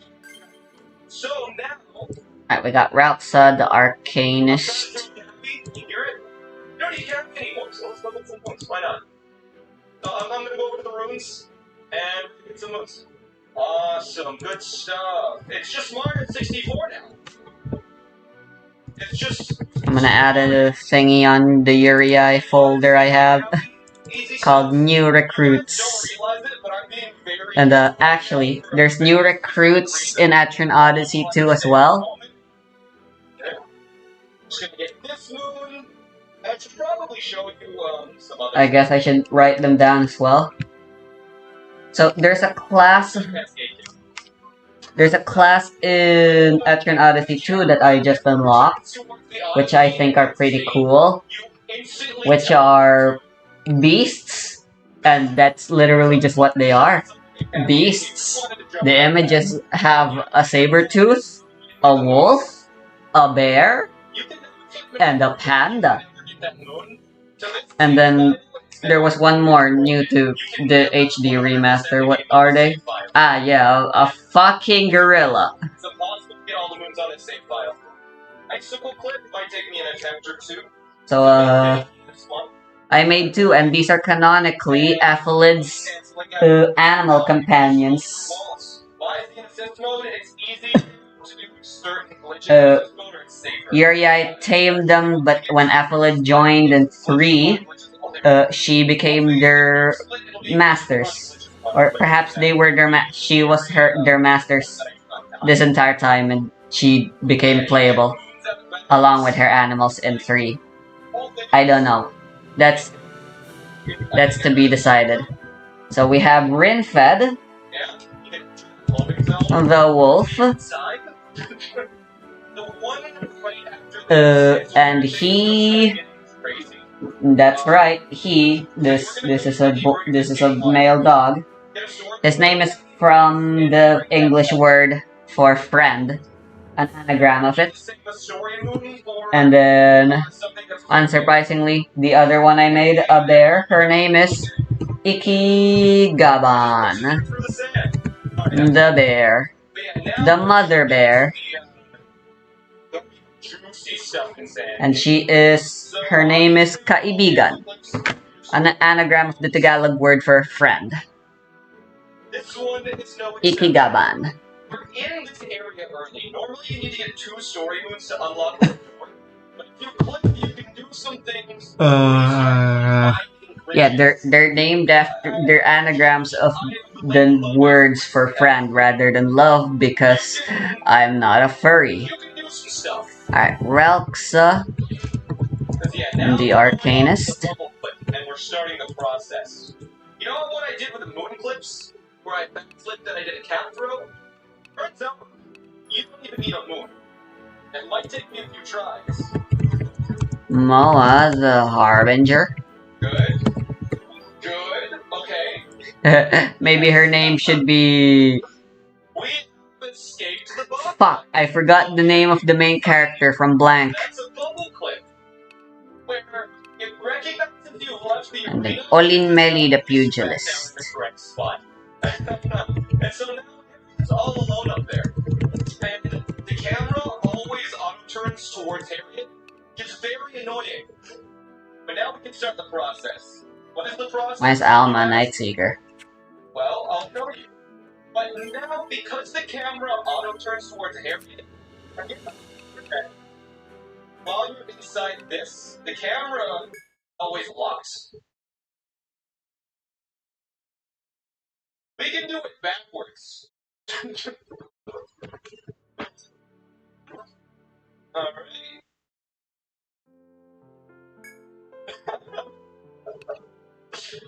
Is this a meme? Oh, there's a lot more. There's way more. This shit set yourself up. Let's switch to expert difficulty while we're at it, see what that feels like. I can't see. Expert is the exact same as heroic, so I still get what I want in the end, huh? But there's still that invisible wall. You know, it'd be great if we could get rid of that wall. Nani ka And yo? Harriet could join us.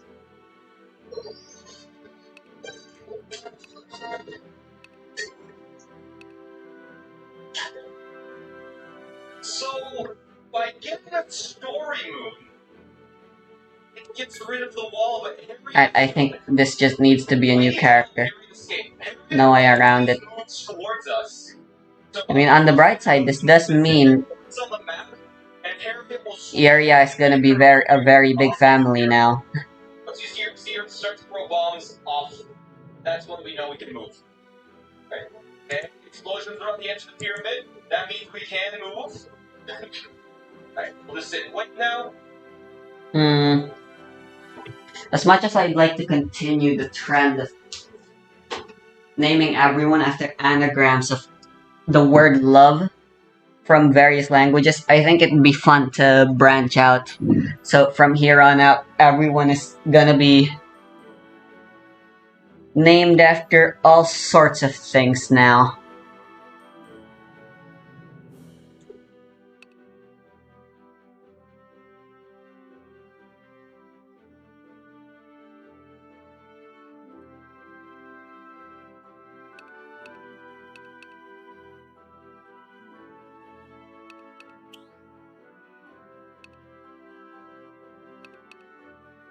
Neon hair, what the heck?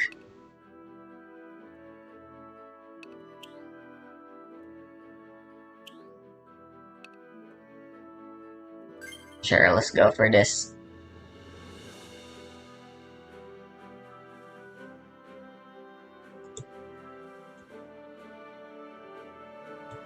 Let me open up Google.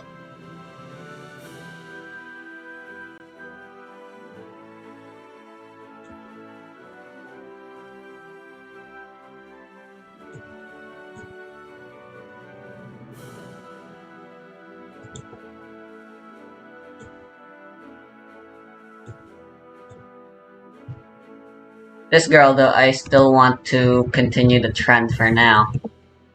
But she'll be the last one.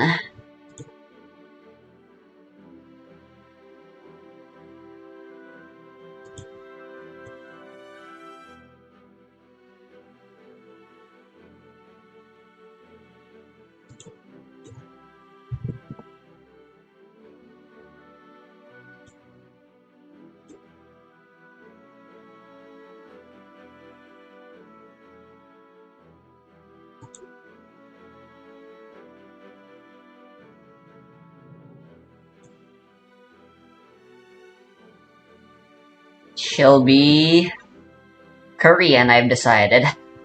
Why not? So we now have representation for all of the more popular weeb type thing, which is Chinese, Japanese, and Korean. Right, so Salam.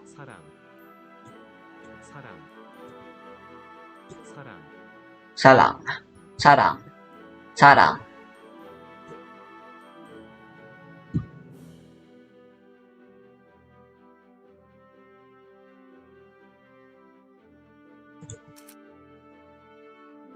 I want her to be tanned. Just because I think it'd be unique. It is very rare for samurais to be tanned.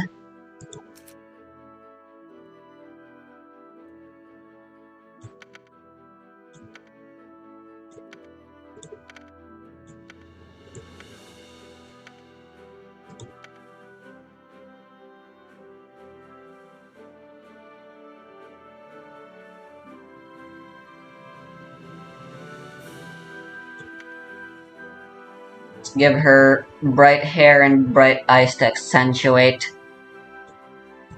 her dark skin.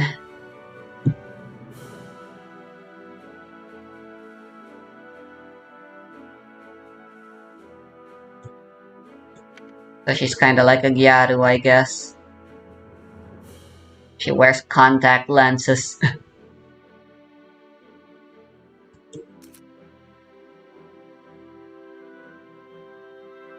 行きます。任せといて。できるかな。次で決める。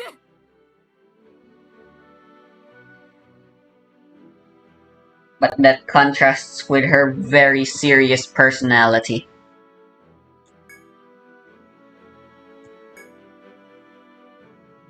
As is befitting of a samurai in the end.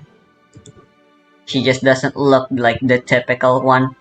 Right, Salang.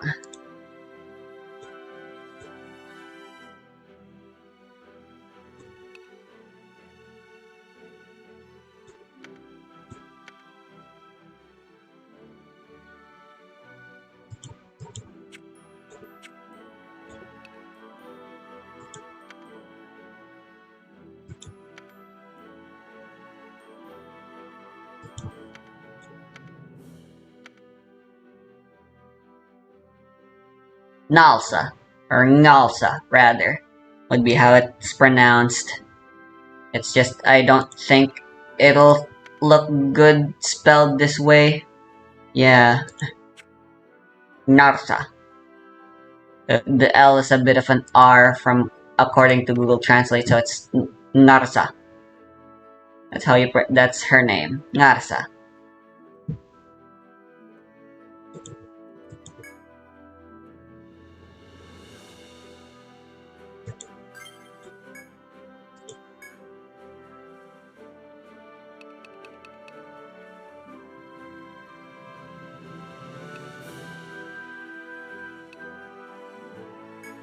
Right, War Magus. Again, this will probably have to be a new recruit.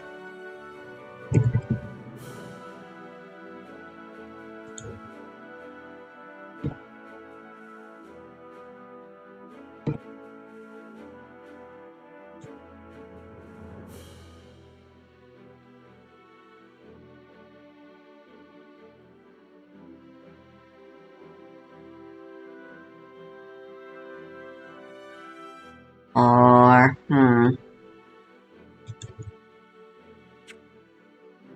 what do these guys do?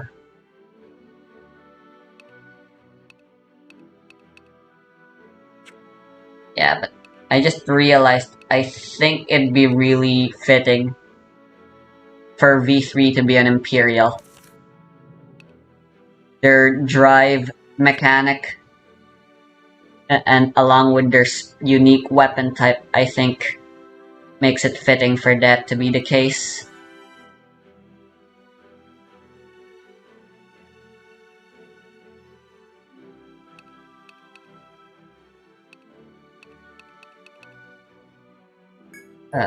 For now though, let's focus on the War Magus.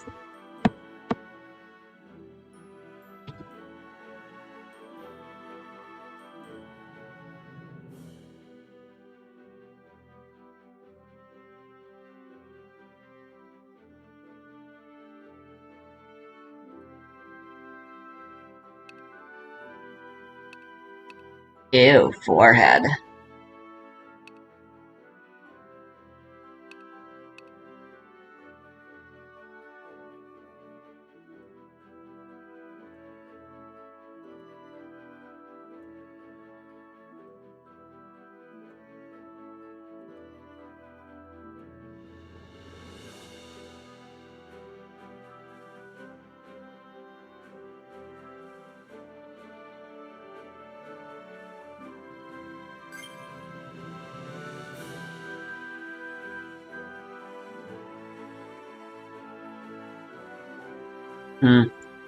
I'm pretty fine with this color scheme, actually.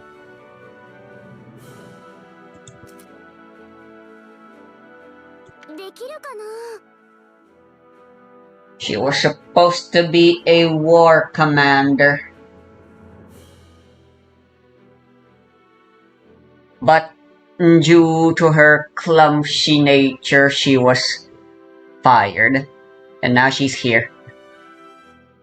Plus, she's also very flirty, apparently, or something, I don't know.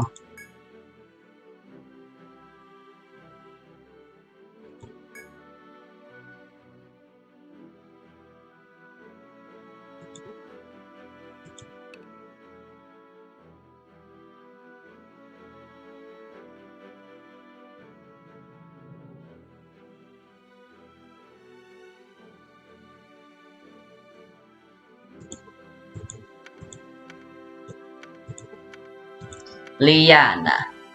An anagram of Alina, as in Alina's show.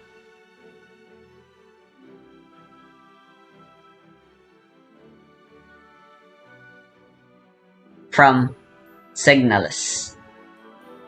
Yeah, may as well reference some Yuri works, why not? Right?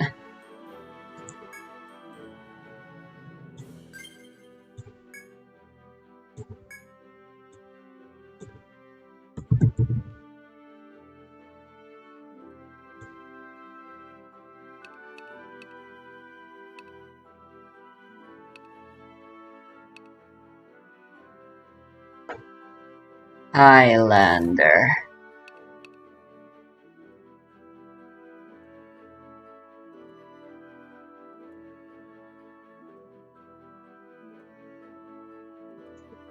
Interesting.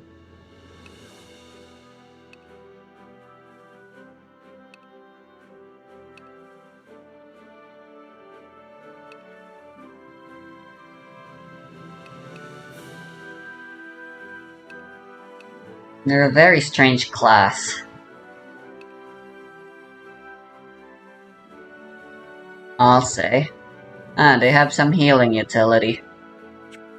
There's a lot of classes with healing utility. It's never enough though, I'd say. They only have 2 images?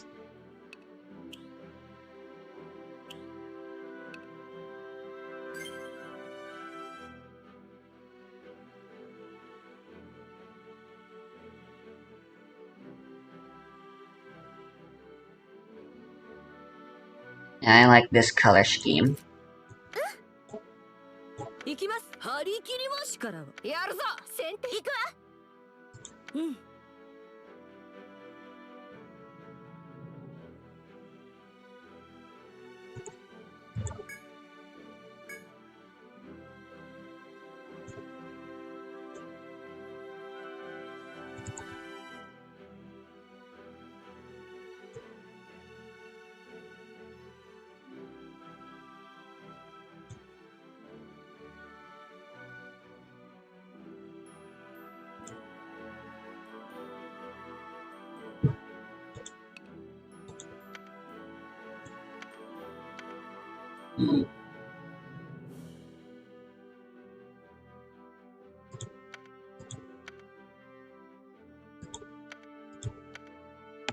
Emihara, or just Emi.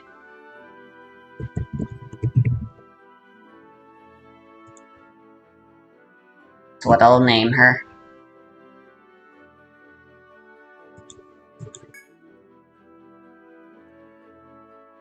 Stoic, and mysterious lone wolf type character.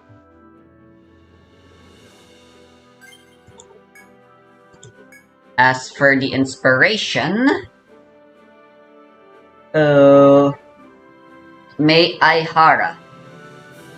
If I am correct, that should be the correct last name for one of the 2 leading ladies in the manga series Citrus.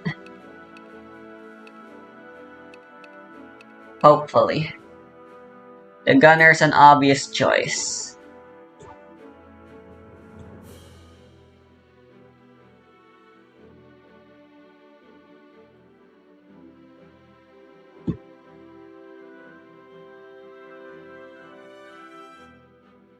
Which is, it's going to be Mayara.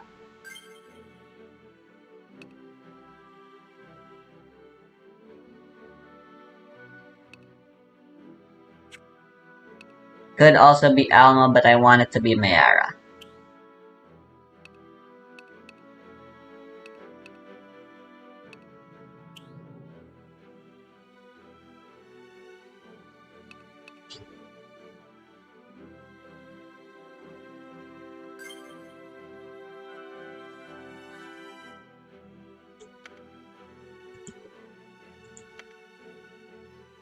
The survival expert.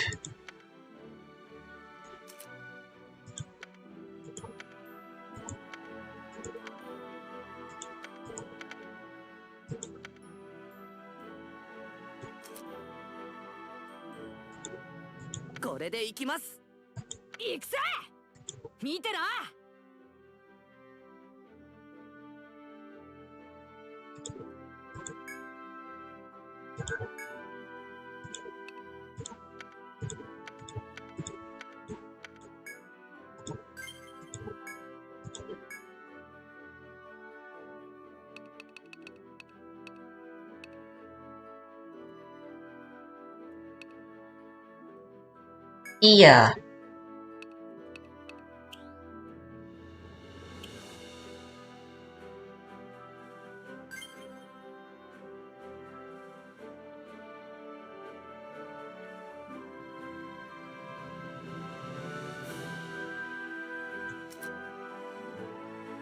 To make her stand out a little bit, I'm gonna give her a red eye on the left.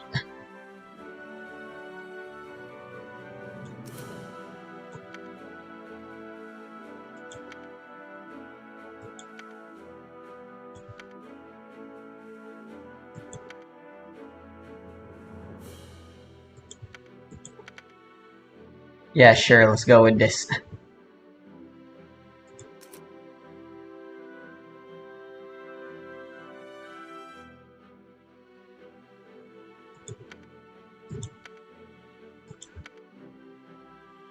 I don't know, maybe she became a shut-in. I'll just stick to the default.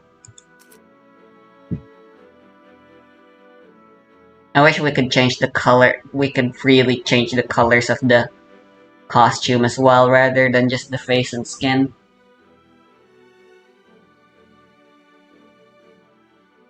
Let's go! できるかな Let's go!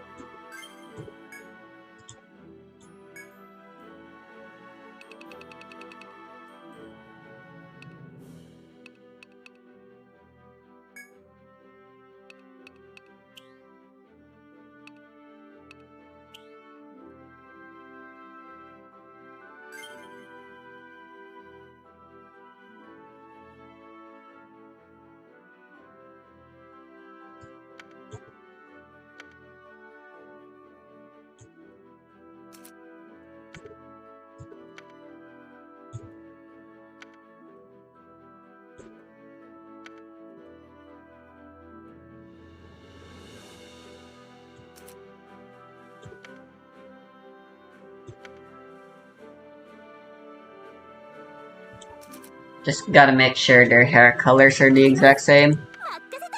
もっと力を先手必勝です行きますわ全力で行くやってやるぞ始めよう僕に任せ行くわよレッツゴー行くわ先手やるぞ先手必勝ですとどめです参りますわ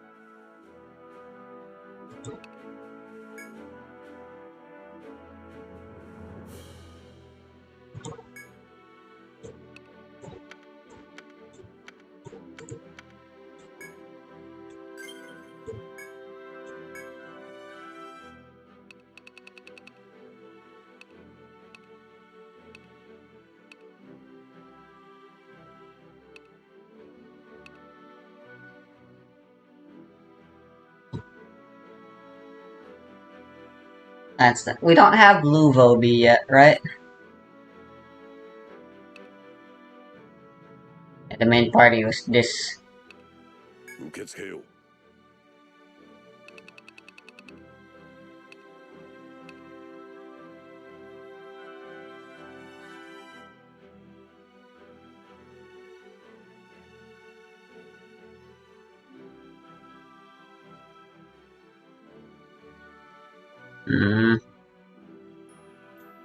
I think I want Luvoby to be the pugilist. I'm gonna switch roles real quick. Lance Netch is now Olin Melee. I think Toki, Pona, and the simplicity of Lance Sketch go hand in hand. Wouldn't you agree?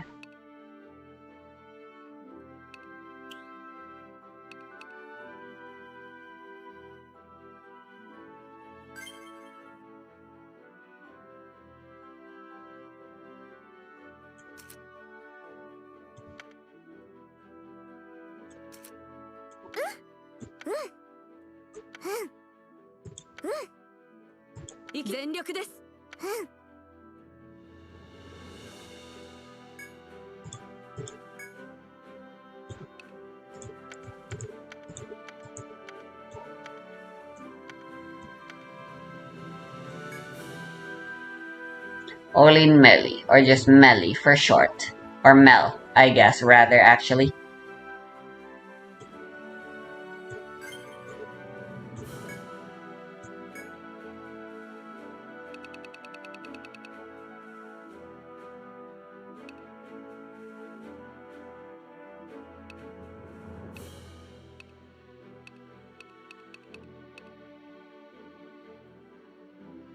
Alright, then 1 and 2.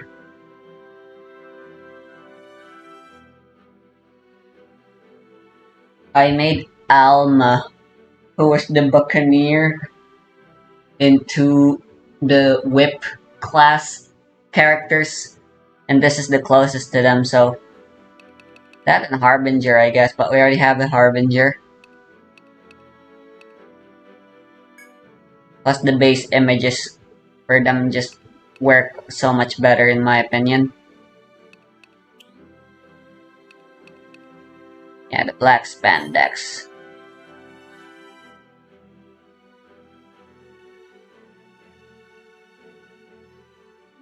Did she have orange or pink hair? I don't remember. I know her eyes are cyan.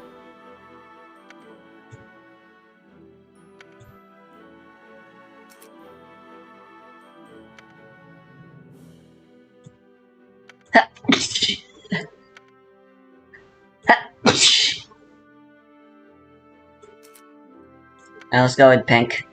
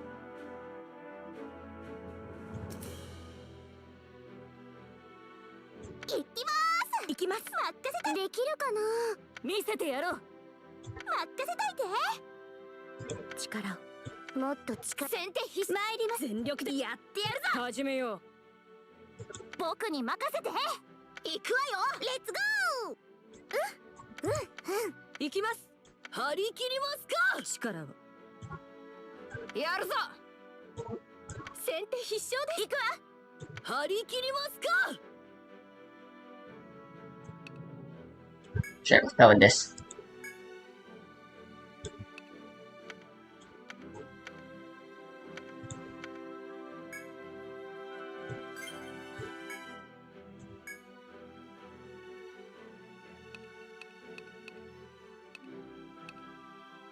We already have an Arcanist.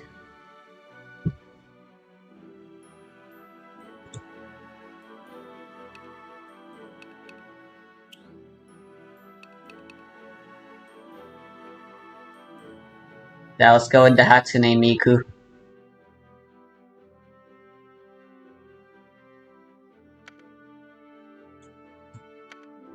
Make it a lighter neon blue. Yeah, so it's really Hatsune Miku.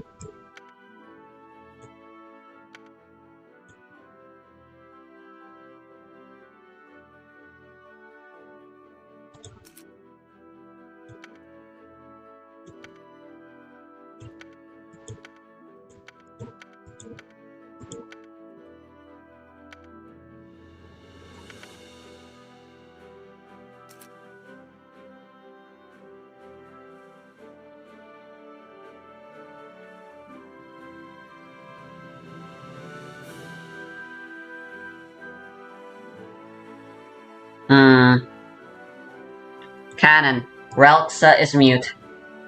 Why not?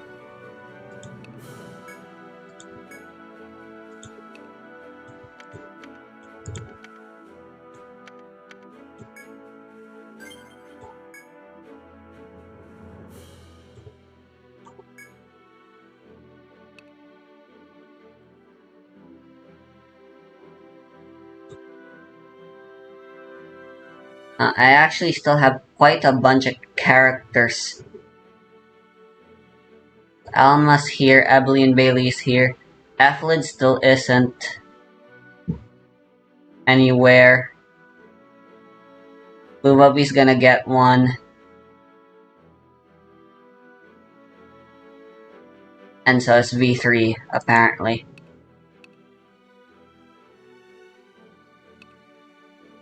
Yeah, here she is, actually.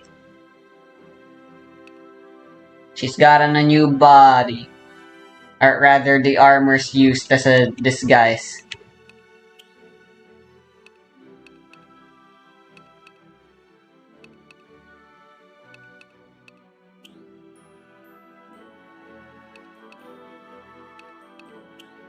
So she can blend in better.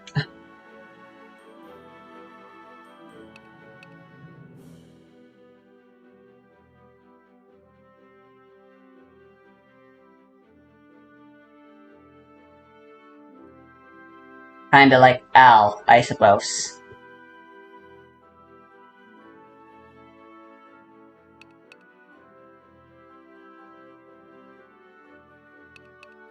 Yeah, I like this one with the wings and stuff in the black. Super cool. She had light blue hair from what I remember.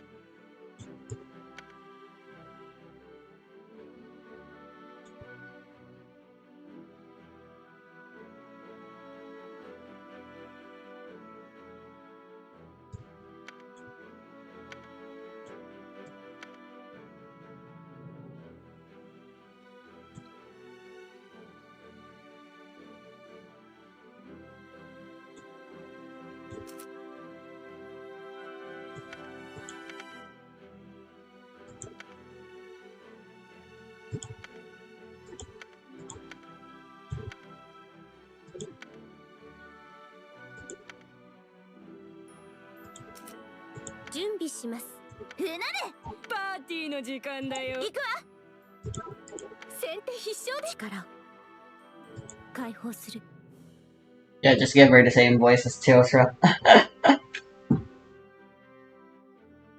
He has to sound robotic.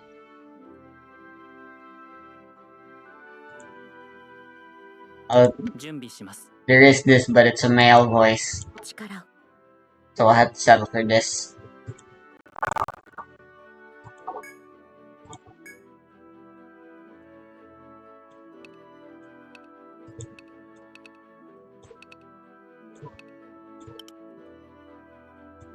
I wonder if this is still considered profane somehow. No. Epic. V3 can finally be spelled the way it was always meant to be.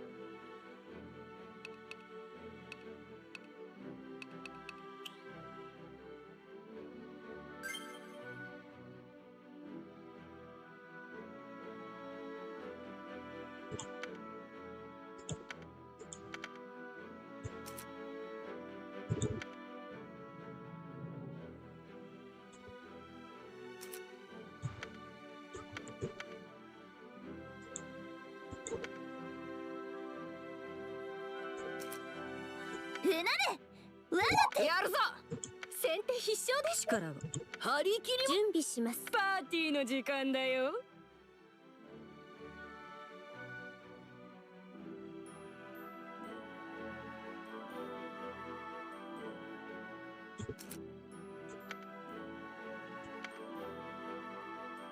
I think the default skin is close enough to Luvobi. Luvobi's decided she's given up on weapons. She's just fisting everyone now.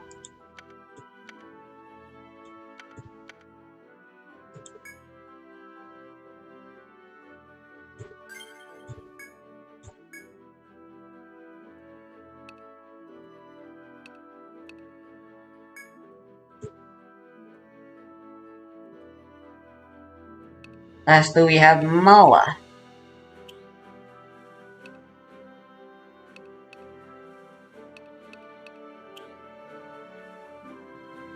I believe this is her skin. Literally just this. うなる準備しますうなるわうんうんうなるわが手よ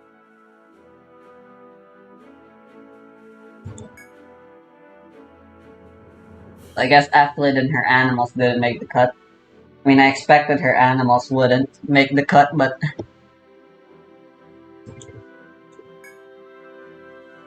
Poor Athlid. She's kinda like my least used character.